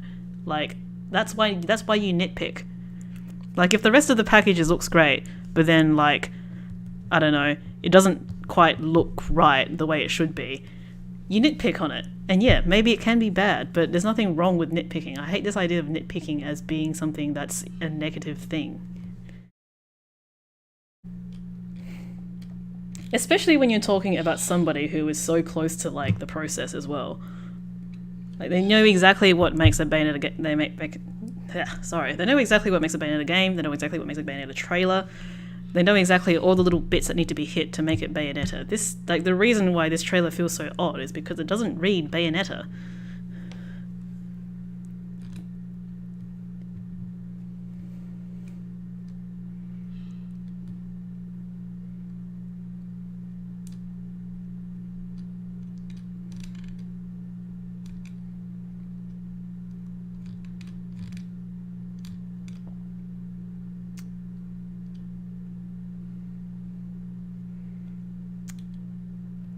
I don't know. Like, I know, like, I already said the game looks ugly, and people have said it's because it's the Switch, but does a game really have to look bad because it's on the Switch?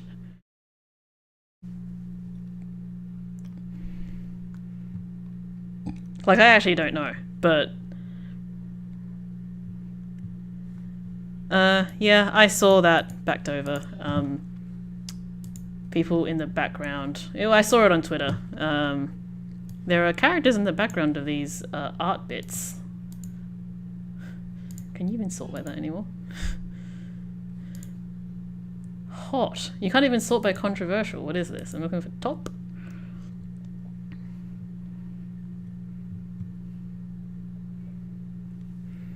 Like, yeah, people are saying that, oh, it's fine that the game looks bad, it's because it's on the Switch. Like, I feel like that's not really a valid reason. Like, the Switch is capable of making good, like, having good games come out. Like, it, even down to the different art styles, you're gonna have, like, a good looking game. But can't people just admit it looks bad? Like, it just looks so flat and plasticky. Change it from today to this week. I clearly don't know how to, oh, there you go. Clearly don't know how to Reddit, you can tell how often I use this.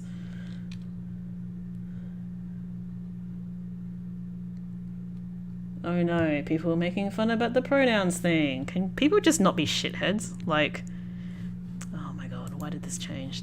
Why did that change? It's because... So they confirmed this was alternate Bayonetta. Like, bloody hell, look how good this fucking glamour shot looks. It looks incredible. Is there a glamour shot, please, of the Bayonetta 3, like, pose? It just looks extremely stylized, which... yeah. It's generally accepted, I think, that Switch has low graphics. Platinum has not kept up with the rest of the industry. Bayo 2 was on the Wii U, there actually is no excuse. I think it's just a case of Platinum aren't keeping their things up to date. It just looks kind of ugly.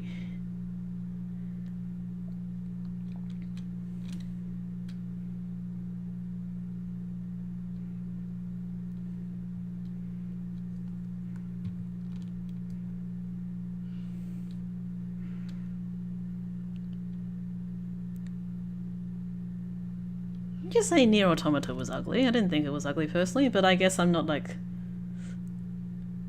Oh, wow, they actually just copied that, huh? That's fine. It's a callback. Like, that's perfectly acceptable.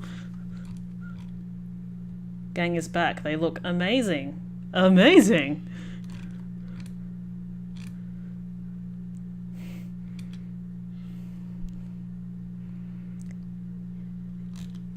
Yeah, I don't know about this Bayo Luca theory. That implies that Bayonetta would ever have kids, and that does not seem possible.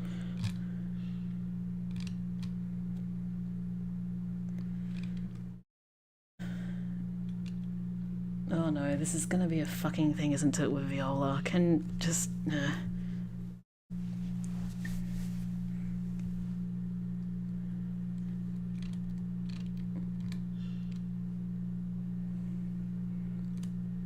It's funny how this was correct, huh?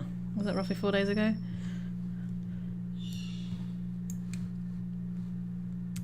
Let's look at the Viola information.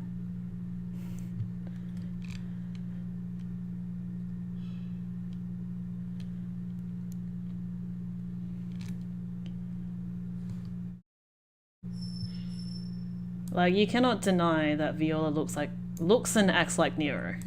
Like, you just, this is it's like impossible. See, I'm with you, Jamal. I don't picture Bayonetta having sex because I'm not a weird person and picture fictional people having sex. You should be normal like me and picture real people having sex. Like, that's what I do. Like, completely normal.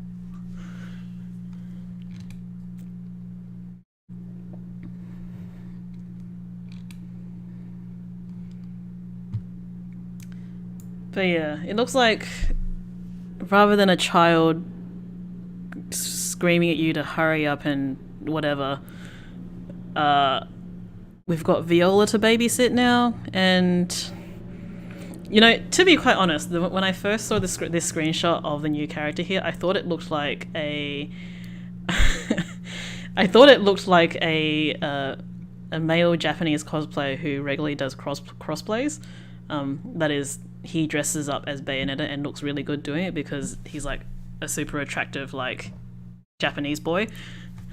And Japanese boy sounds really insulting. He's not a boy. He's a man, but he looks really good. What's his name again? It's like.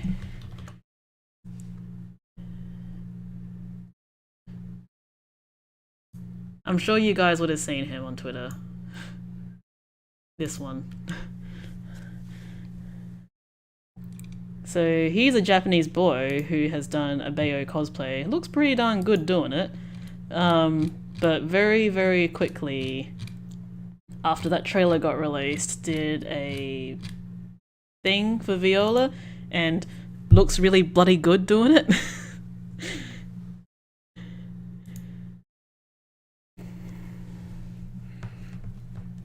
Yeah, I think he did a really good job with that. Where were we? What's this? Nope. Viola information. I really, really dislike how Reddit is laid out, but it's all the new people doing this, so I gotta keep up to date. Generic punk girl imaginable. No glasses. People making trans jokes, which... Come on, people. Can we not?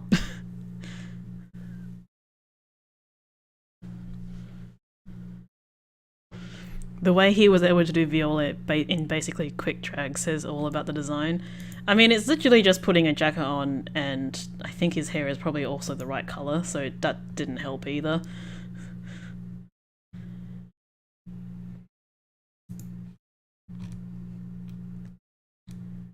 But yeah,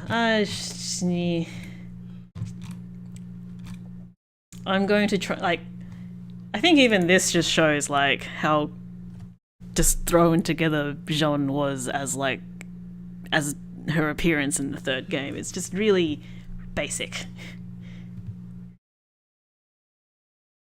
Like, Bayonetta gets all the love because she's the main character, so she gets like she just gets progressively more elaborate until she's just covered in, I don't know, dreads. Can you imagine a Bayonetta with dreads?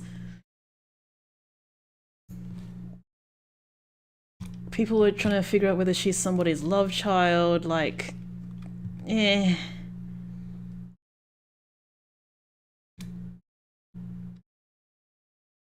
People were trying to get measurements.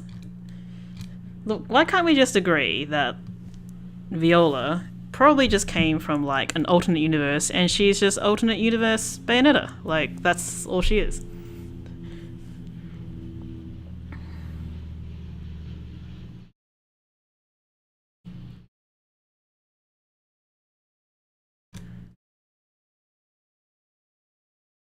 Does anyone know why Luca thought it's you? Just tuned in. What are my feelings on designs and clothing? Basically, have I really talked about that? I talked more about the gameplay. The gameplay, we've already covered that. Viola looks... I don't like Viola. Jeanne, they did my girl Jeanne dirty.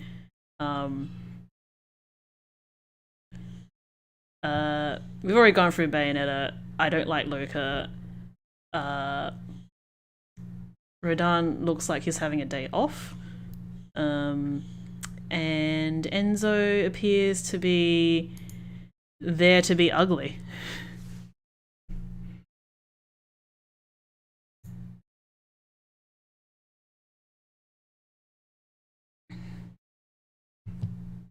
Speak about the 2 frames of Enzo.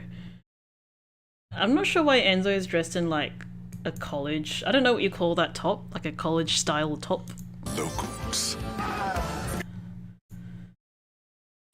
I don't know why he kept the ponytail. He is melting. This man is melting. His face is just a morass of wax. Who else got covered? This professor guy. I don't know why they've introduced a third character here, or another character who probably won't matter. This guy in a tank, this bubble boy. They should have gone full daddy. Are we talking like leather daddy? Because at least that would have like kind of suited. I would love to see the art book explanation as to why Rodan is dressed the way he is, because in the last game, in Bayonetta 2, it was like, oh, Rodan's really into Japanese stuff, and they kind of tied it into the game because, you know, Luca bribed him with Japanese whiskey or some shit. So it's like, oh yeah, Rodan's a weeb, that's fine. But I would really like to see the explanation of why he's just in a fucking sweater.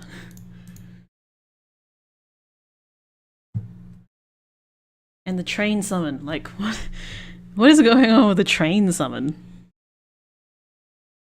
Like, have they completely abandoned any attempt to sort of like keep things consistent in this universe?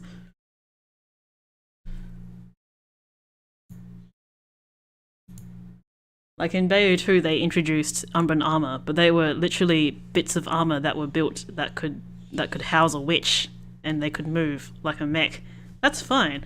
How do you explain summoning steel and a railway?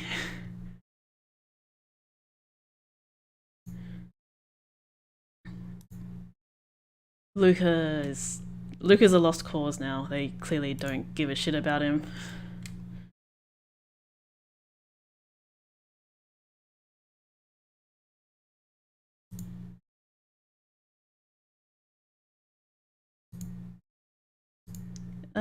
Yeah. Is the stream lagging or is it just me? It might just be you. I don't know. Things are very still at the moment.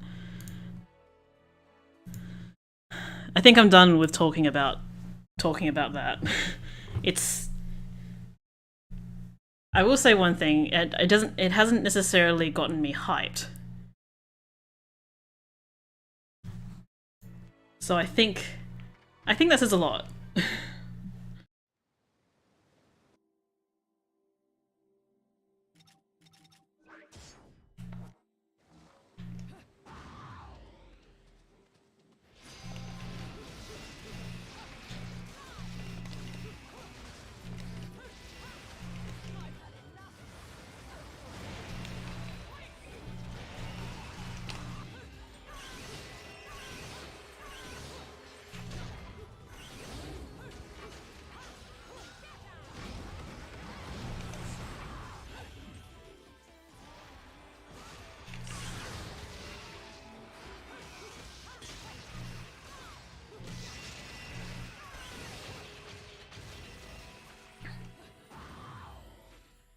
Yeah, I think the key thing from the trailer is that I'm not hyped for it, which is probably a bad sign. But at the same time, I used to consider myself a hardcore Bayonetta fan, but now these days it's like I'm a fan. I used to be a fan. I couldn't say I'm a huge fan anymore because it's like I said, I haven't played this game.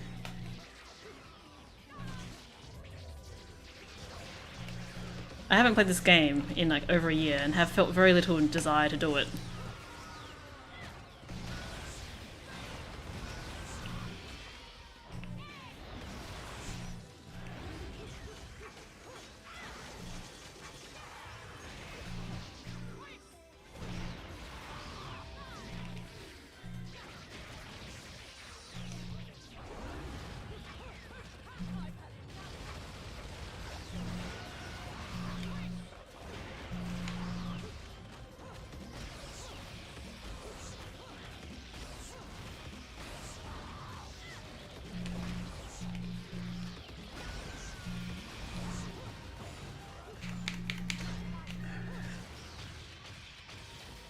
Taking breaks is good, but you know, my day-to-day or my week-to-week is literally just running my store, and while I love doing that stuff, it's also work at the end of the day. So Bayonetta for me has become like a source of work, and it's kind of like this whole idea of, oh, you should do what you love. It's a bit of a double-edged sword.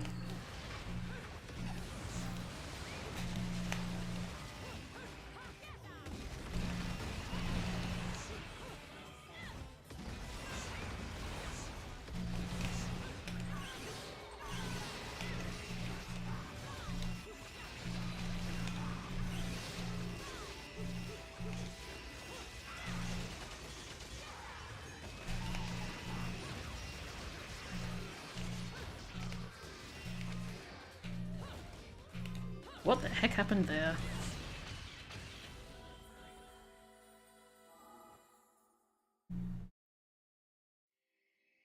Feels like Platinum just don't really know what to do with it as a series. It does feel a little bit abandoned, to be quite... Well, I get the impression it's a little bit abandoned, because, you know, initially Bayo 1 came out, it came out on a couple of platforms, and it did okay, it didn't do great.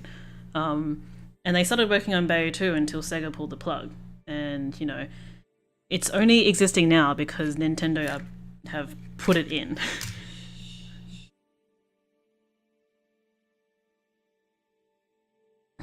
There were car and boat angels. So yeah, sure, yeah. Okay, sure. I will agree with that.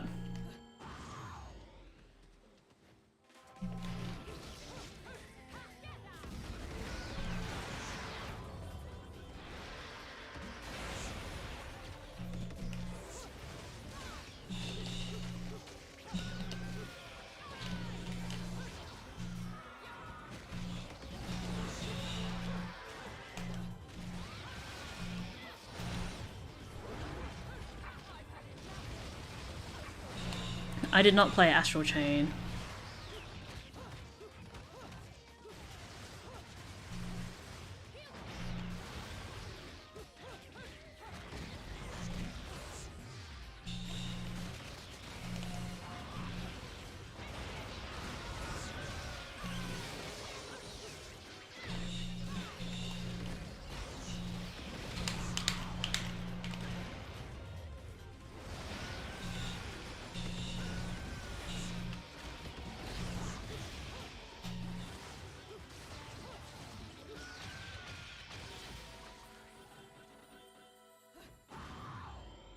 It does feel to me like Platinum have squandered a lot of goodwill that they built up in the early 2010s when they had a couple of good releases and it was like, oh yeah, they're doing really well, and then they've kind of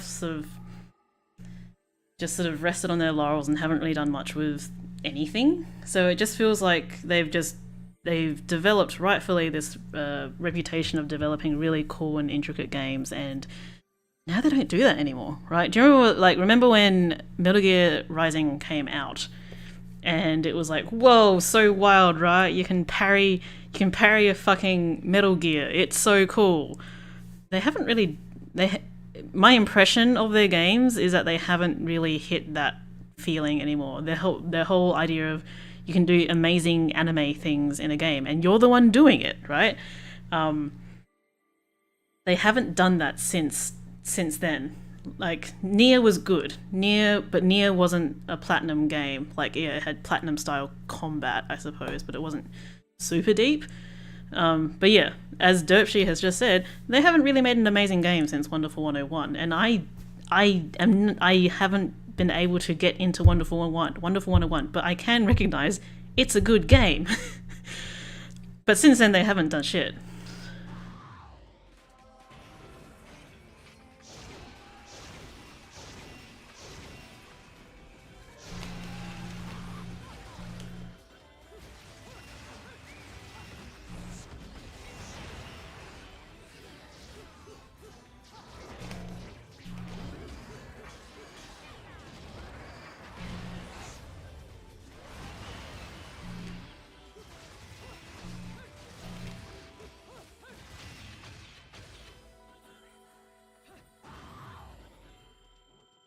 I suppose Scalebound being cancelled definitely played into it. Like, they were trying for really big things, and like Scalebound basically seemed like it was meant to be like a kaiju battle sort of deal, which would have been at the time the essence of Platinum game titles.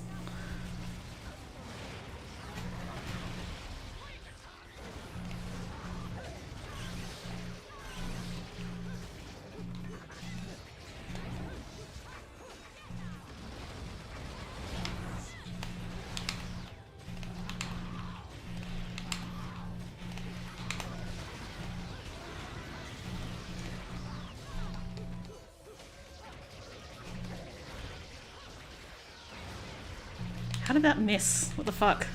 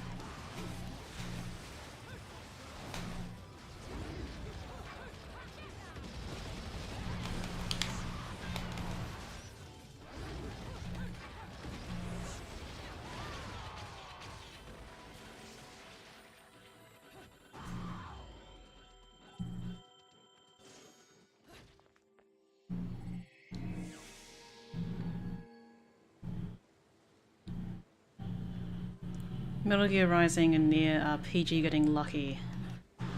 It feels like they got hired to do a thing, which was make really good feeling combat, and they did it well. I'm personally not a huge fan of Metal Gear Rising, but I can see, like, basically because it would require so many hours for me to put the effort in to get my muscle memory used to a certain thing, that I can't be bothered anymore. So I can, again, like Wonderful 101, I can recognize when it's a good game. Like, it's not necessarily a deep game, but you can do cool looking shit.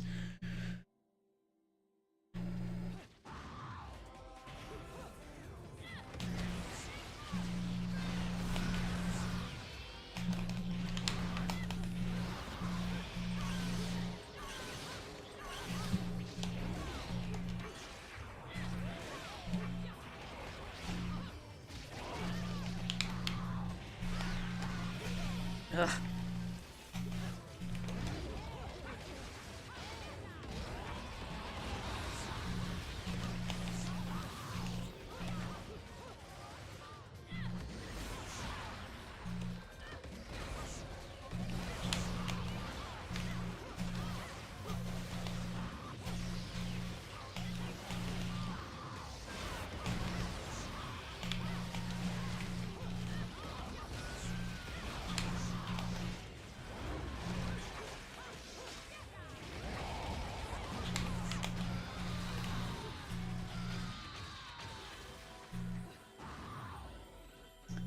Point is, in between these little stages, Platinum don't seem to have had that formula hit anymore. Like, maybe it's because gamers' expectations have changed since they first became a studio, but they haven't really captured that imagination.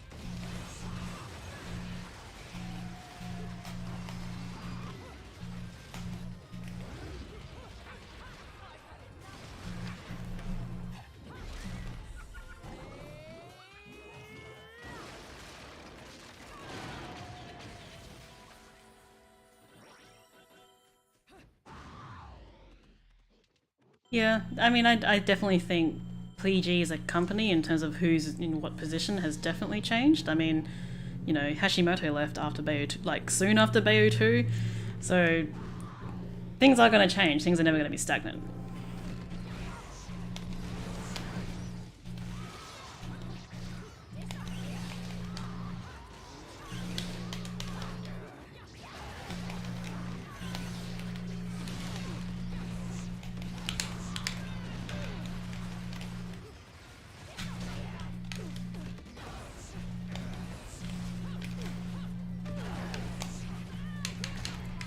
Fucking blocked that, for sure.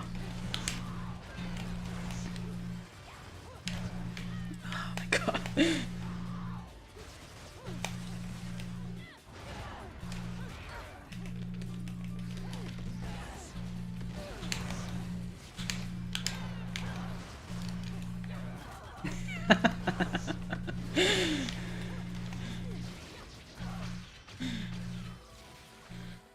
Both trying to do this to each other.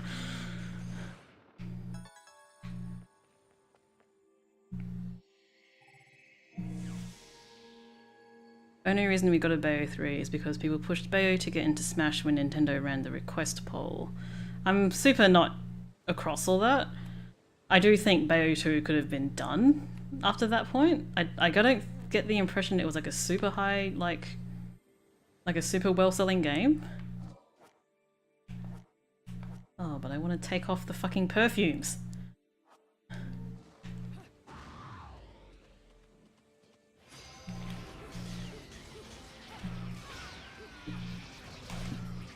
Like, Bayo 2 had to exist because they were already working on it before it got canned, so it had to exist.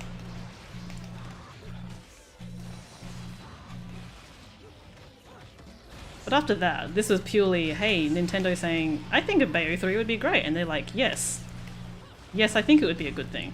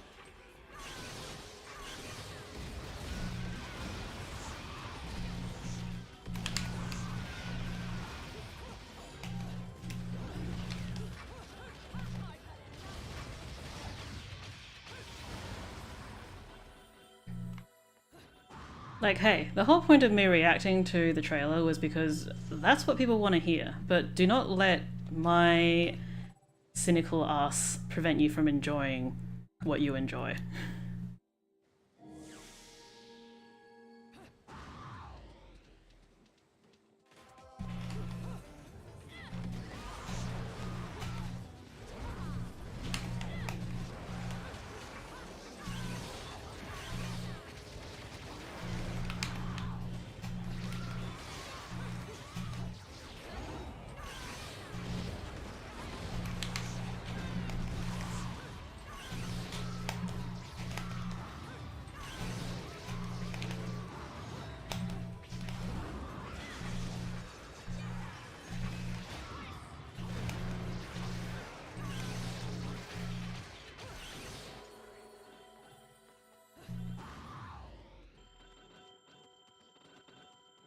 I really do hope though that, I mean, okay, it's way too soon to really say about Bayo 3.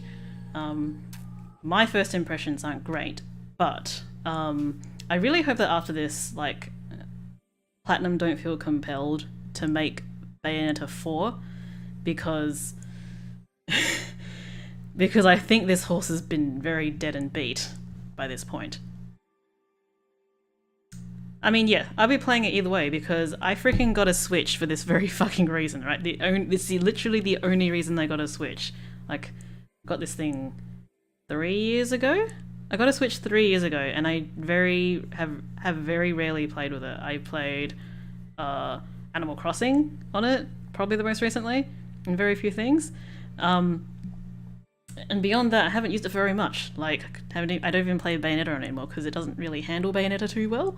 I only play if anything, I would play Bayo 2 on it because who the hell has their Switch hooked up anymore?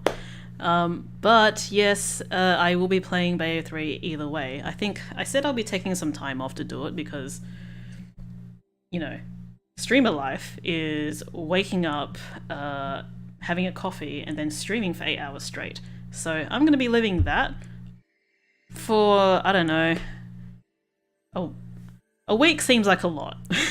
A week seems like a lot. I haven't thought about how long I want to take off to play Bayo 3, but I did promise people, and I'm not some flake, and not just because I want a week off playing a video game, I am going to play Bayo 3 on stream. Like I said, be playing my first time on stream, and then I'll do a proper LP where I don't get hit and maybe get Pure Platinum, if that exists anymore. Does Pure Platinum exist anymore? They may have canned that concept entirely.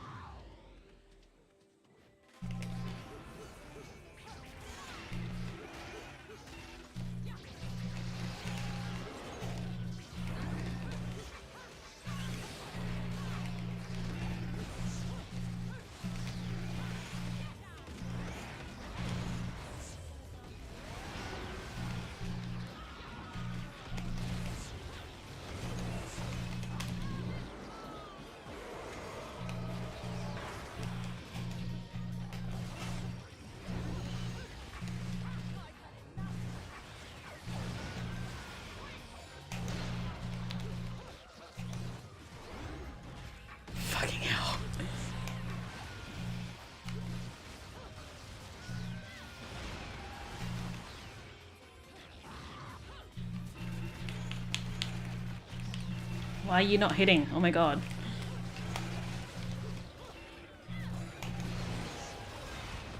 Hey, at least we know that charge bullet exists.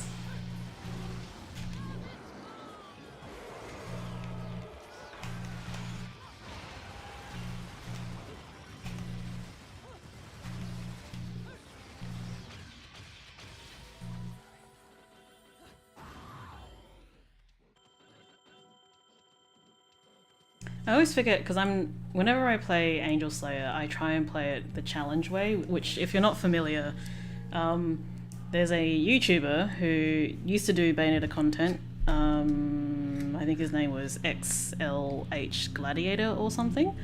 And I don't want to assume gender here, they played Lost Chapter with a couple of challenge criteria. So I'm used to playing Angel Slayer with challenge criteria, which basically involves playing with Gaze of Despair all the time, which does make it a whole lot harder. But I don't have it on, and it's actually kind of fun because I can probably get through this.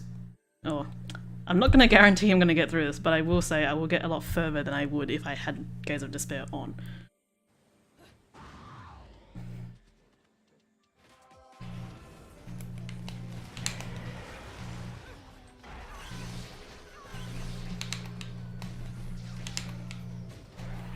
I do not want to deal with these.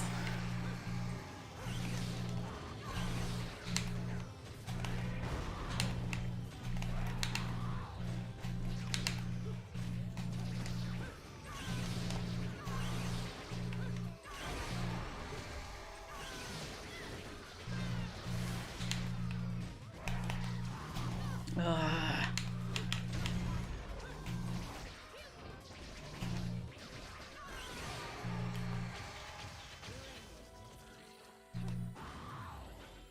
Like, yeah, I normally keep Gaze of Despair on, but it does introduce that hit lag, which is super annoying, so... I'm playing Bayonetta to have fun at the moment, so... Just give me this.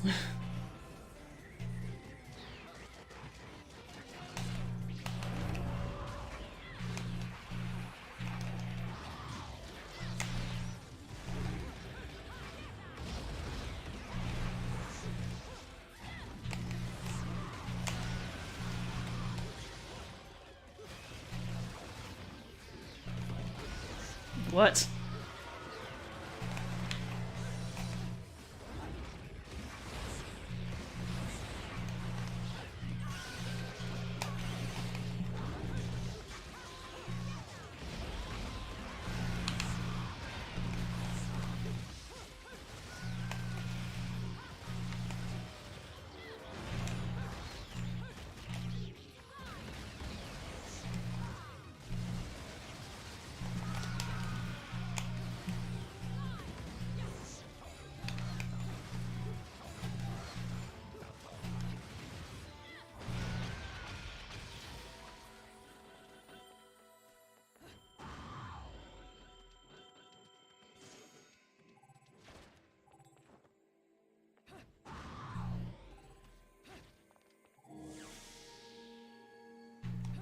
Yeah, I haven't heard anything from Sari and Dash lately.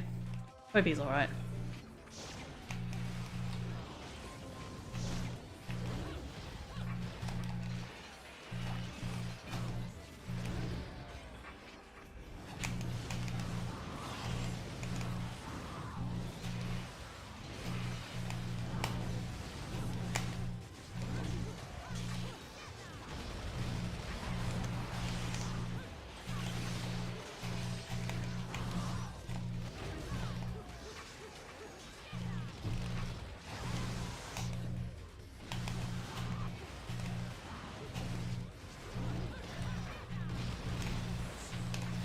Ugh.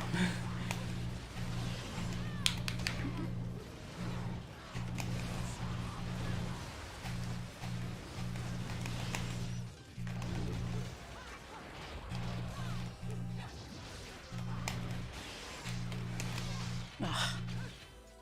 How has my store been? Store's been doing great. Funnily enough, after the trailer came out, I got like a glut of orders, so yeah, it's doing pretty good. He posted a little DMC5 then vanished. It sounds like he's that kind of guy. So, you know, if I didn't post on Twitter and I wasn't, you know, on my store, would you guys even know I was still alive? Like, people have lives outside the internet, so just, I'm sure he's fine.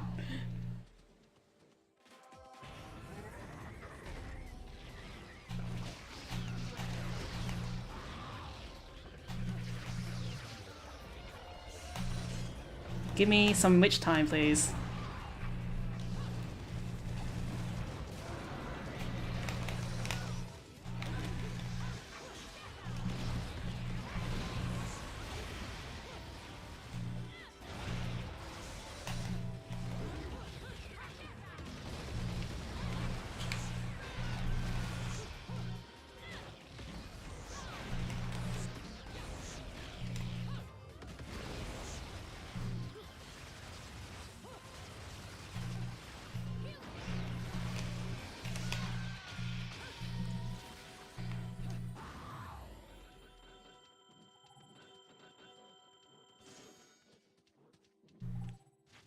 You know, in some ways I kind of dislike the fact that there's more easily accessible Bayonetta content, but I'd be a hypocrite if I said that. But I just fundamentally dislike Funko Pops.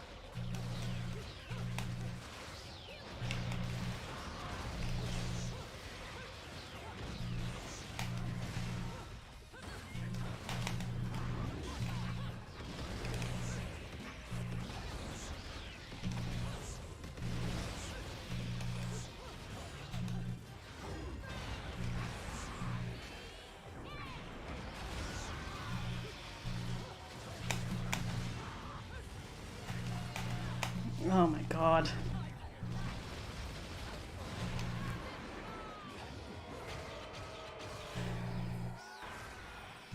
Yeah, the Bayo 2 guide was really not that useful, apart from seeing that the numbers were not all that tuned for different difficulties.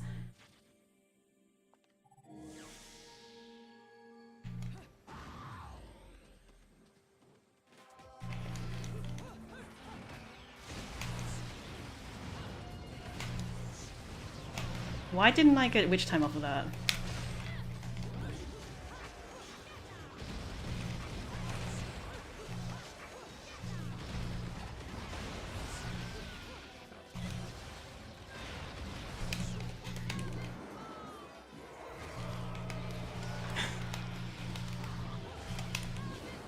So in case you're wondering why I'm doing torture attacks, I don't normally do a lot of torture attacks, but it does give you a teeny bit of health back. Which on Angel Slayer is super useful. Oh, damn it! This is probably more useful. I think we got a golem next. Yeah, the influx of fans from Smash really ruined it, if you ask me. Ah!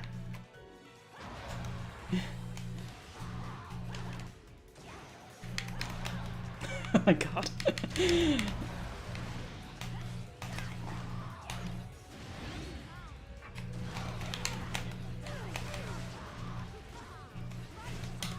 I'm gonna lose this, oh my god.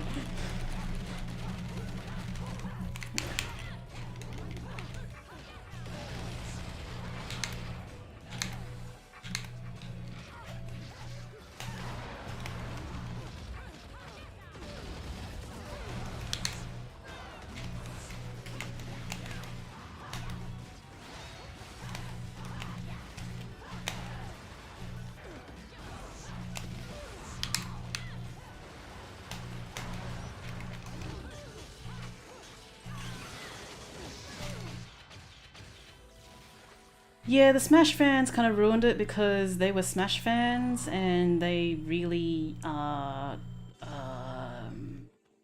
immature.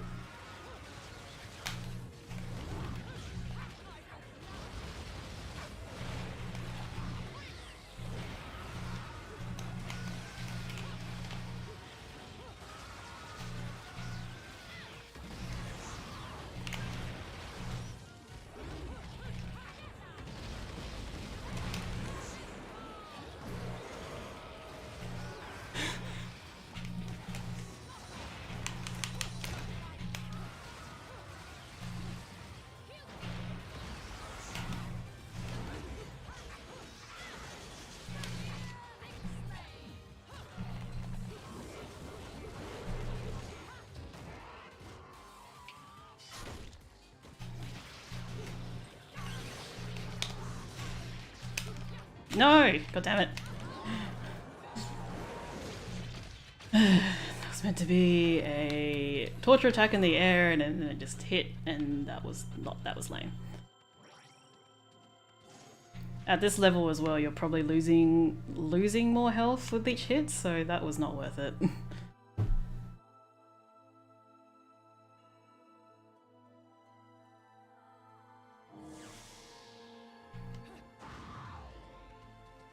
It is a bit of a double-edged sword, isn't it? Because... oh my god.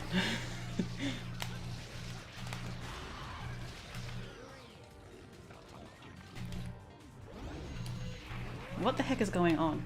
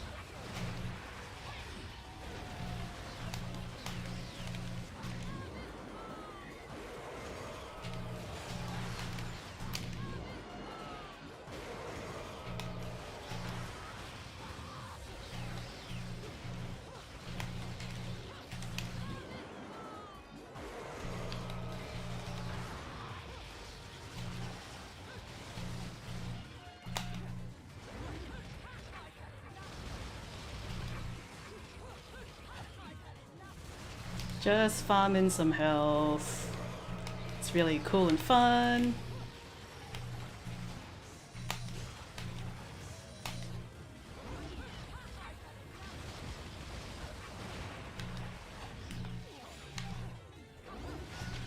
Damn it.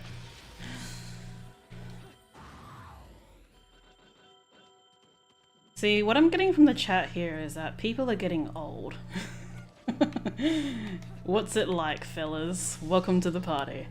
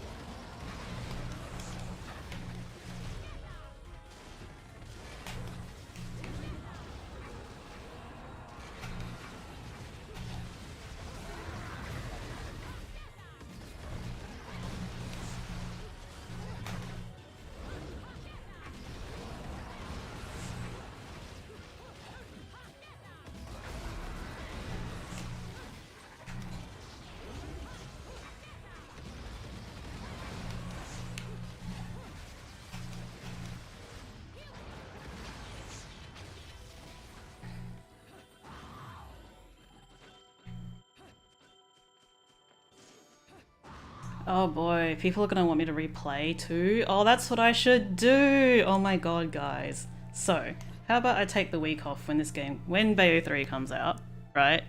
And I play through 1 and 2, and then 3. That's the best way to experience it, right? And I sound sarcastic, but I think that's actually a great idea.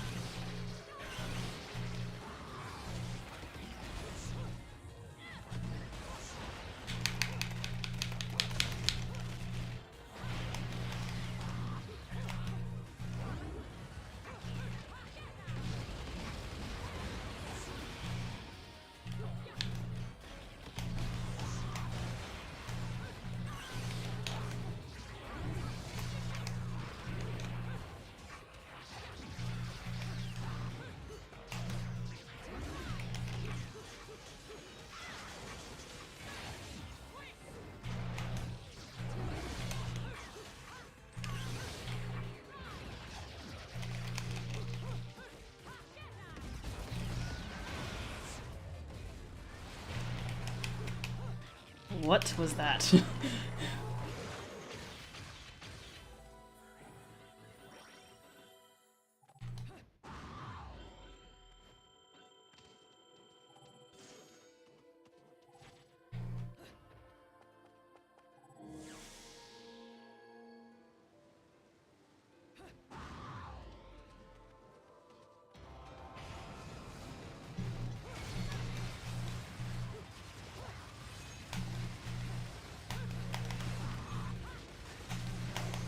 Oh my god.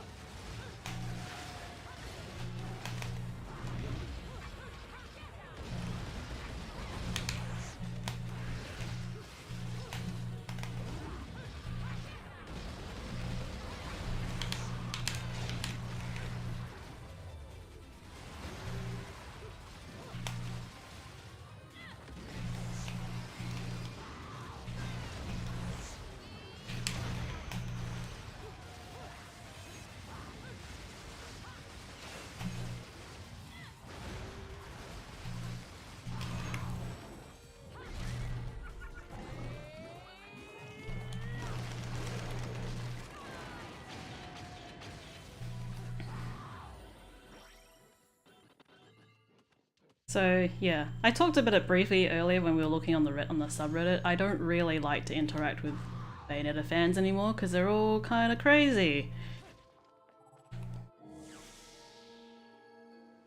Like, I sometimes have to remember that yes, we have a bigger fan base now, which means we've got more opinions, and a lot of these opinions are coming from people who are, like, literally speaking, like, their brains are still cooking. So people are gonna disagree with you, and they're gonna disagree with you in the way that they only know how.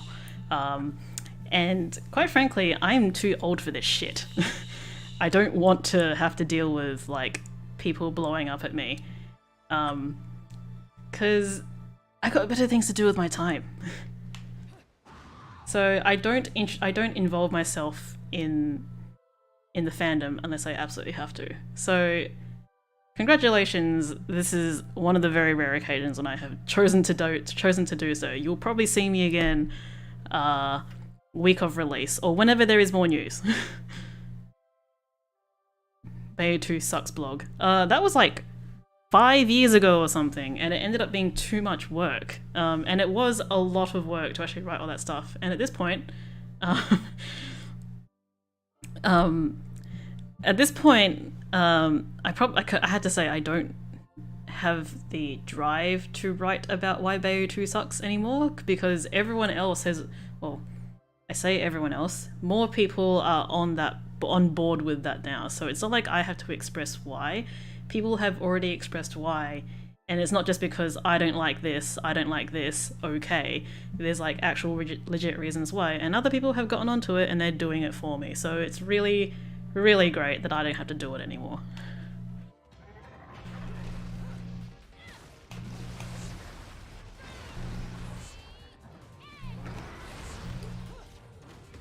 I figure when I've dedicated like over 10 years of my life to this game, I don't have to I don't have to do this anymore.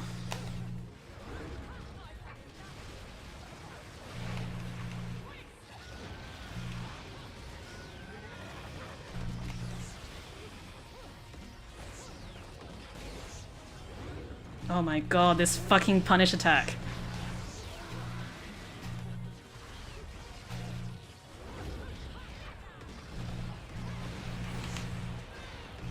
I get it though, because I don't, as much as it may not seem, I don't like having unfinished things. Like, I will eventually finish, like, I will eventually edit and upload that final video for the Bayo 1 retrospective on the Wii U, holy shit. I don't like having things left unfinished, and I did promise, I did promise, you know, more information on the why Bayo 2 sucks thing. But yeah, like I said, I don't think I need to justify that anymore.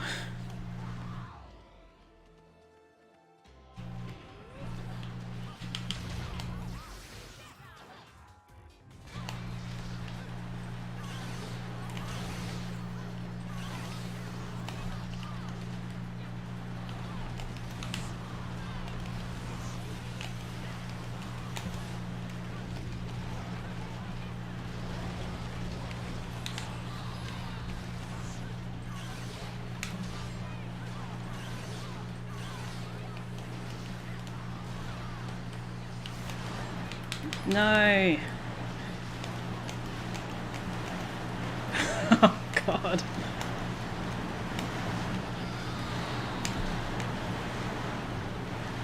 I don't know if you guys can hear it, but it's raining pretty hard where I am.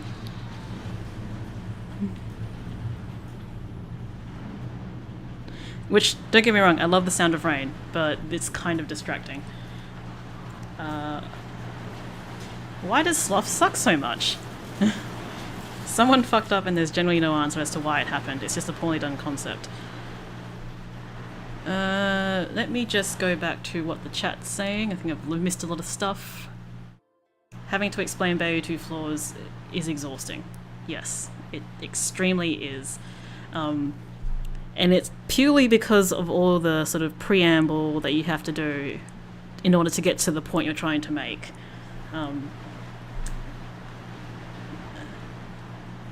Infinite Climax, pity me, what's wrong? Maybe she'll do it if you buy enough of the moon pendants. Do people need to know Bayo 2 sucks? That's really the ultimate question here. I don't think people need to know anymore. I think the point has been made that Bayonetta 2 is not as good a game as Bayonetta 1 in certain respects. I like to think that the Bayo 2 sucks thing was a byproduct of my angsty 20s. And don't get me wrong, if I get onto that boat again, I will go on about why it sucks, but it's just like there's no need to be so angry about that sort of stuff anymore.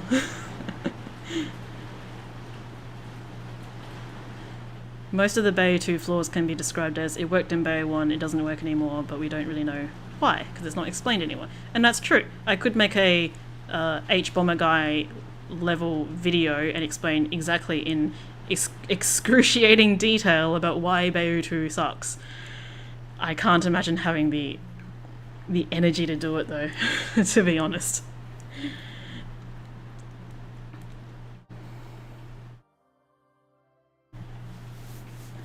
Yeah, it's loud. So the room I'm currently in, it has like a metal roof, and it's not like, it's like a fiberboard room, so it doesn't stay warm or stay cold very easily. So I don't like to spend too much time here. This is actually my room though. I'm too tired to be angry. Yes, let people have their opinions. I like to think that maybe I didn't convey it very well, but that's what I intended to do. Is like, this is my opinion. I'm like super mad that Bayo 1 sucks. Sorry, Bayo 2 sucks.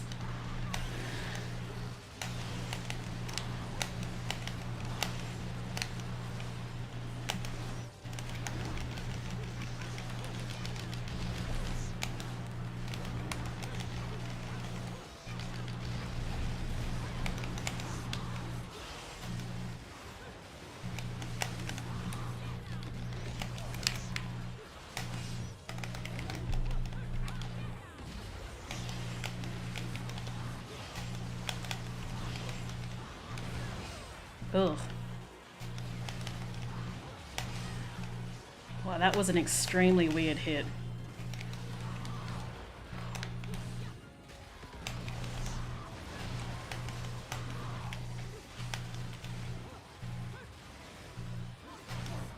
Woof.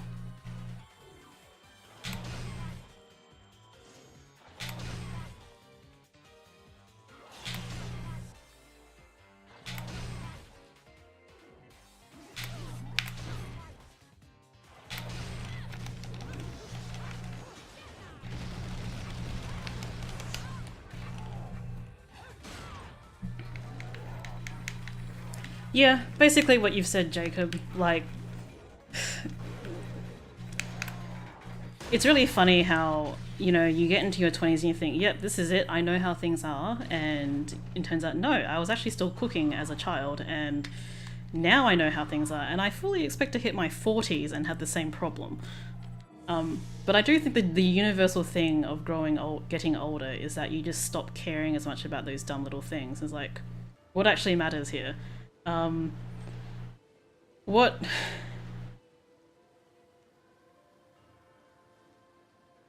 Yeah, the LP commentary was like super angry. Like, I'm not gonna like sugarcoat that. Thanks, Catherine. I don't think I'm gonna last much longer though.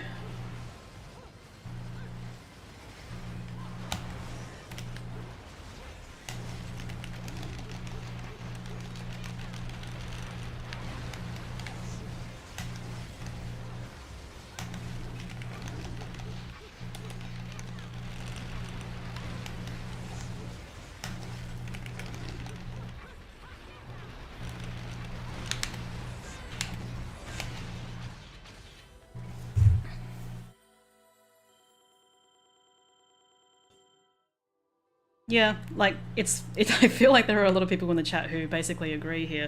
You get to a certain age, you have less time for this shit. Like, you only want to spend your time doing the things you want to enjoy. So your tolerance for bullshit and things that, like, you know, stress you out or make you feel horrible is a whole lot less. And you realize, actually, this doesn't actually matter. There are way better things to be caring about. I don't need to do this anymore.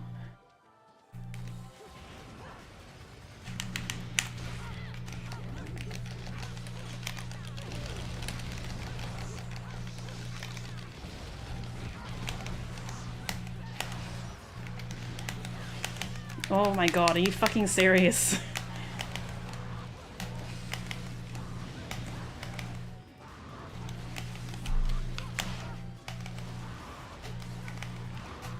No, that was bad.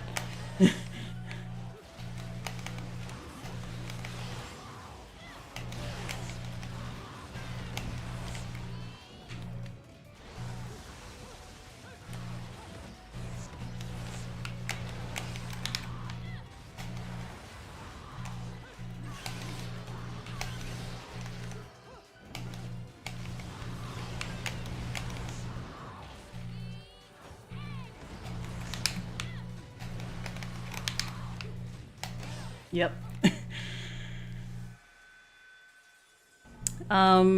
So there was that little bit where I mentioned I would have been boned. So on the PC version for me, for some reason, if I go into a punch out thing with Jean, if it's a punch version, I can't beat that. I can't beat that QTE.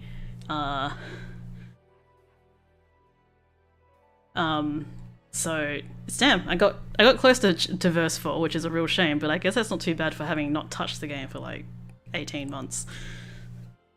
Text is also an incomplete form of communication. Yeah, I agree. But that being said, you know, speaking is also not great. There was that podcast I did a couple of years back on, I forget who it was exactly. They basically brought me on to talk about why Bayo 2, you know, wasn't as good. And I really cocked it up. Like, I definitely could have come to that more prepared, and I probably should have. But my general approach to those sort of things, and I do this at work too, like if I have a meeting or whatever, I have a general idea of what I want to talk about, but no actual notes. I definitely should have gone onto that podcast with some notes. So please do not look up, which everyone's going to do now, do not look up that podcast. It's awful. The QTE isn't necessarily bugged. I think it's an instance of where the frame rate or something is more constant, more reliable on PC. So basically, I just can't mash enough to win the QTE. Did I ever get around to playing the Transformers game? No. I remember Sarian Dash really enjoyed it. He actually milked it for all it was worth. But it wasn't a franchise. It wasn't a franchise I was necessarily interested in. Yeah.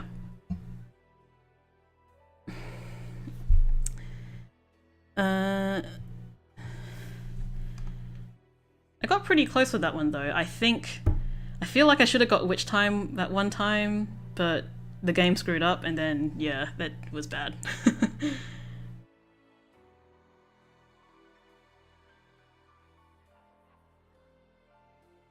Have I ever gotten the punish attack on Glory where you throw his claw back at him? No. And that's why the Bayonetta community is good in that sense, because they found it for me. I mentioned it because Kamiya mentioned it and people ended up finding it, so that was really good. So the Bayonetta community isn't all bad. Someone asked, what would you say you had the most fun creating for the shop? To be honest, like the brooches actually. So Bayo's brooch was actually really cool. There's a bit of a back and forth process you have to go through to get things developed, well, to get things manufactured, and you kind of, at least I've found anyway, with this sort of stuff, you have to go in with an idea of what you want to produce. Like, so when I go and develop things for my shop, I kind of have an idea of what it is I'm producing. So something as simple as I'm going to create some jewelry, I'm creating some earrings, right? So you have an idea of that, of what it is you're producing. The brooch was interesting because it was kind of like, you know, a standard brooch that you would get, but it was like, there was I wouldn't say necessarily problem solving, but it was like, okay, I know how it should look in the game, like you can't have everything unless you want to pay heaps of money, so how do I dumb it down to make it, you know, do what it needs to do?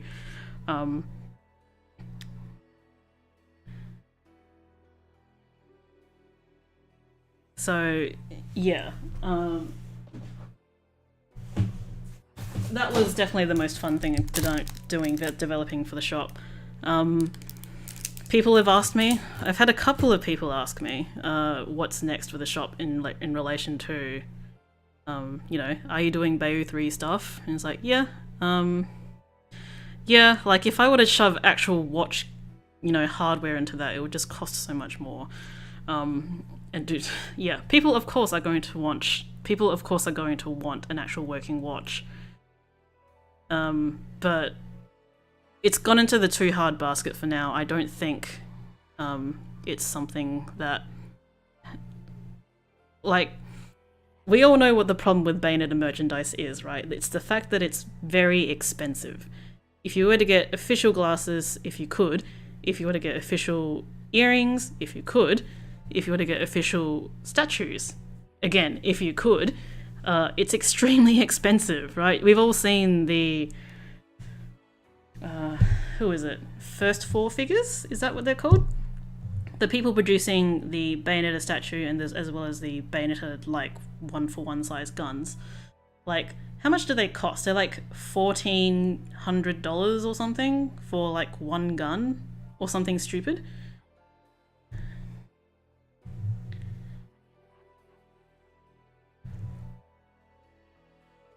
Well, you know, they did release a real watch. Again, it was hard to get, and it was a lot of money. So it's not something I'm interested in treading toes on, basically. Like, I didn't necessarily go into my shop with an idea of what it was going to be. It was just that I'm so tired of seeing bad cosplays. Oh, bad cosplay is very strong. It's like where the details aren't quite right? So my store was opened literally in response to, I want to see people making good Bayonetta cosplay. It was purely a selfish thing. Like, I don't have the balls to do cosplay. Cosplay is extremely work intensive. It's not for me. But I want to be able to help other people who are looking to, you know, make their Bayo cosplay a little bit easier, because God knows if you were to like make everything from scratch a Bayonetta cosplay, it would take you a long time. So many hours built into making it all quite right. So my purpose in that regard, I think I've met. You know, everything I sell is essentially meant to help you make your cosplay a little bit nicer. So if something comes up that is not quite for that purpose, I'm going to be very apprehensive about doing that. So yeah, Bayo 3 in that regard, you know, if I looked at the you know, the number of new characters they've introduced, it's going to be great, right?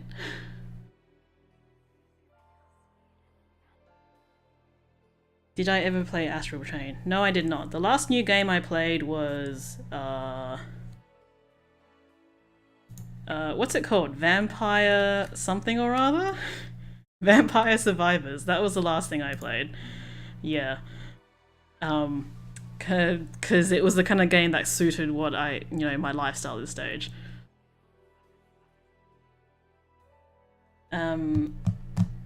So yeah. I always say this every time I stream.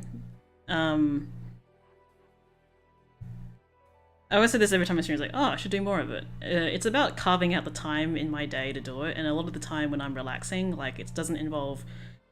yeah, the one that traced Bayo 2's pose, yeah, I did notice that, and I was like, huh, that's kind of funny.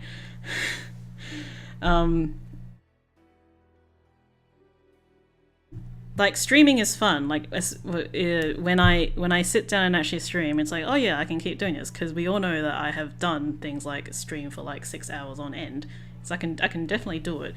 I guess it's about the building up. You know how you got to work yourself up to go to like certain social things, or maybe you only do if you're like really socially. Like, you're an introvert, and the whole, you know, social situations give you energy, and, you know, if you're not in social situations, they drain you, or whatever. Basically, my point is, streaming is still a little bit... stressful is the wrong word, but it does involve a fair bit of, like, setup, which I'm not super comfortable with. Like, you know, my setup could definitely be better. Like, my audio is horrible, and, you know, things just aren't quite nice. But I would like to do it more.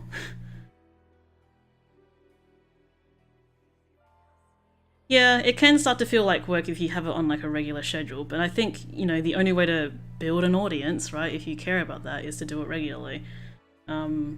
Which for someone who has a full-time job and such is like, well, do I really want to dedicate, like for instance for me, an optimal streaming time would be, I don't know, but, it would be something like in the US if it was in the morning. Like right now I think it's nighttime actually, so I think maybe the optimal time to stream would be a morning in Australia. So if I were to stream regularly, I'd have to block out my Saturday or Sunday mornings every week in order to build a following and, you know, do all that stuff. Maybe stream once a month. Patreon stream once a month. You assume I have a Patreon. Why would I have a Patreon?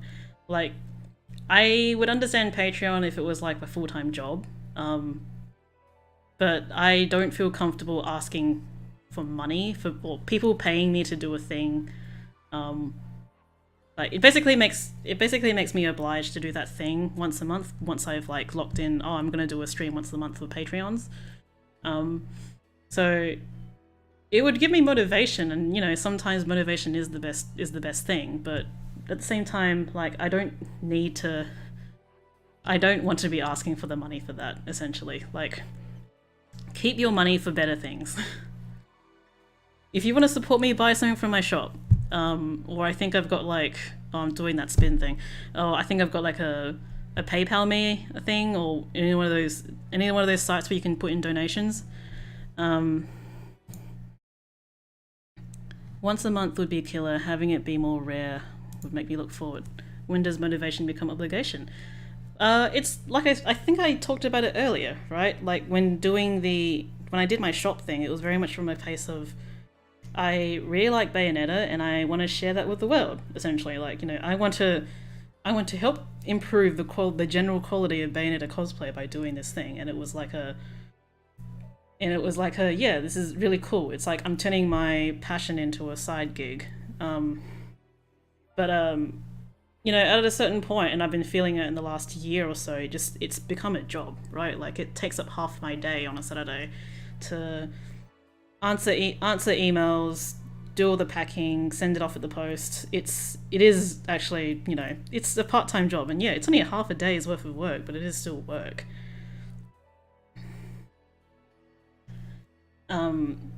So in some senses, like, oh, it's great, you're doing something that's really fun and you enjoy, you know, it's for something that you like, right? But the actual thing that I like about running the shop, it's not the day-to-day, you know, posting things and answering emails, you know, of which are, you know, the same question asked by many different people all the time because people don't read FAQs, for instance. It's the designing side, you know, like taking a design that's in a bit of concept art, trying to picture how it should be in real life and then making it real. Like that's what's fun about it, and that doesn't come up very often. Like the last thing I designed were the outfit pendants, and they're not really a design, you know, they're just pieces of metal with color in it. So yeah, I actually don't know what the next thing I'm going to design is going to be, because I could look at Cereza from Bayo 3 and be like, oh, there's like heaps of things to do here. I think if I did that, it would make me feel obliged to complete her all the bits on her entire outfit, and I don't know if I've got that in me. Like I've only just started on the outfit charm stuff, and I'm a little bit apprehensive about whether it's even worth doing. Some things are, you know, they don't sell too well, for instance, but you know, it's about being, I guess, complete, because I'm a completionist end of the day. Doing the shop forces me to do things that I'm not necessarily happy with.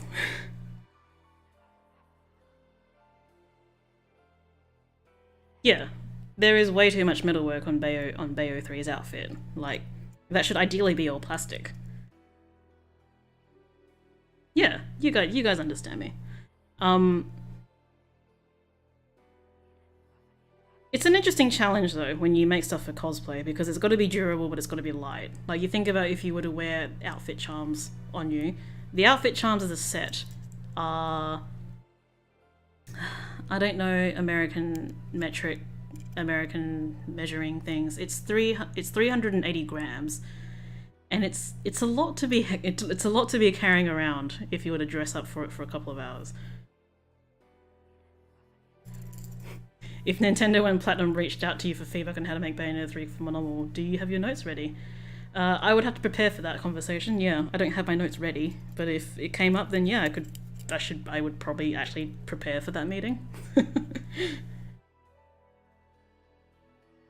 But yeah, the game is basically done. Like if Nintendo have released the trailer, it's basically done, which means we're gonna get what it looks like currently, which means it's gonna look bad. Sorry, it's not going to look great. Anyway, I actually have stuff to do at the moment, so I'm really sorry. I have to get going.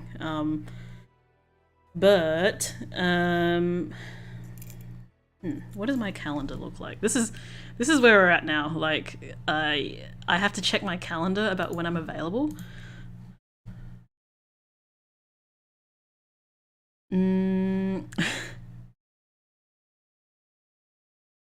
Perhaps at a stretch, I can stream on next Saturday night. So that will be Saturday morning. So the 23rd.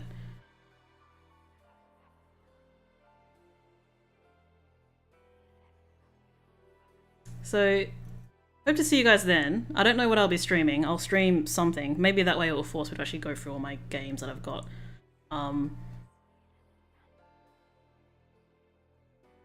But yeah, I will try and stream more regularly. I can't guarantee once a week, but I will try for more regularly. I won't guarantee though that I will edit that last retrospective video, because that will involve me sitting down for a couple of hours. I don't want to do it. I basically don't want to do it. But hopefully, if I don't bail on you guys, I will say see you guys next Saturday. Have a good night, everyone, or have a good day, wherever you are.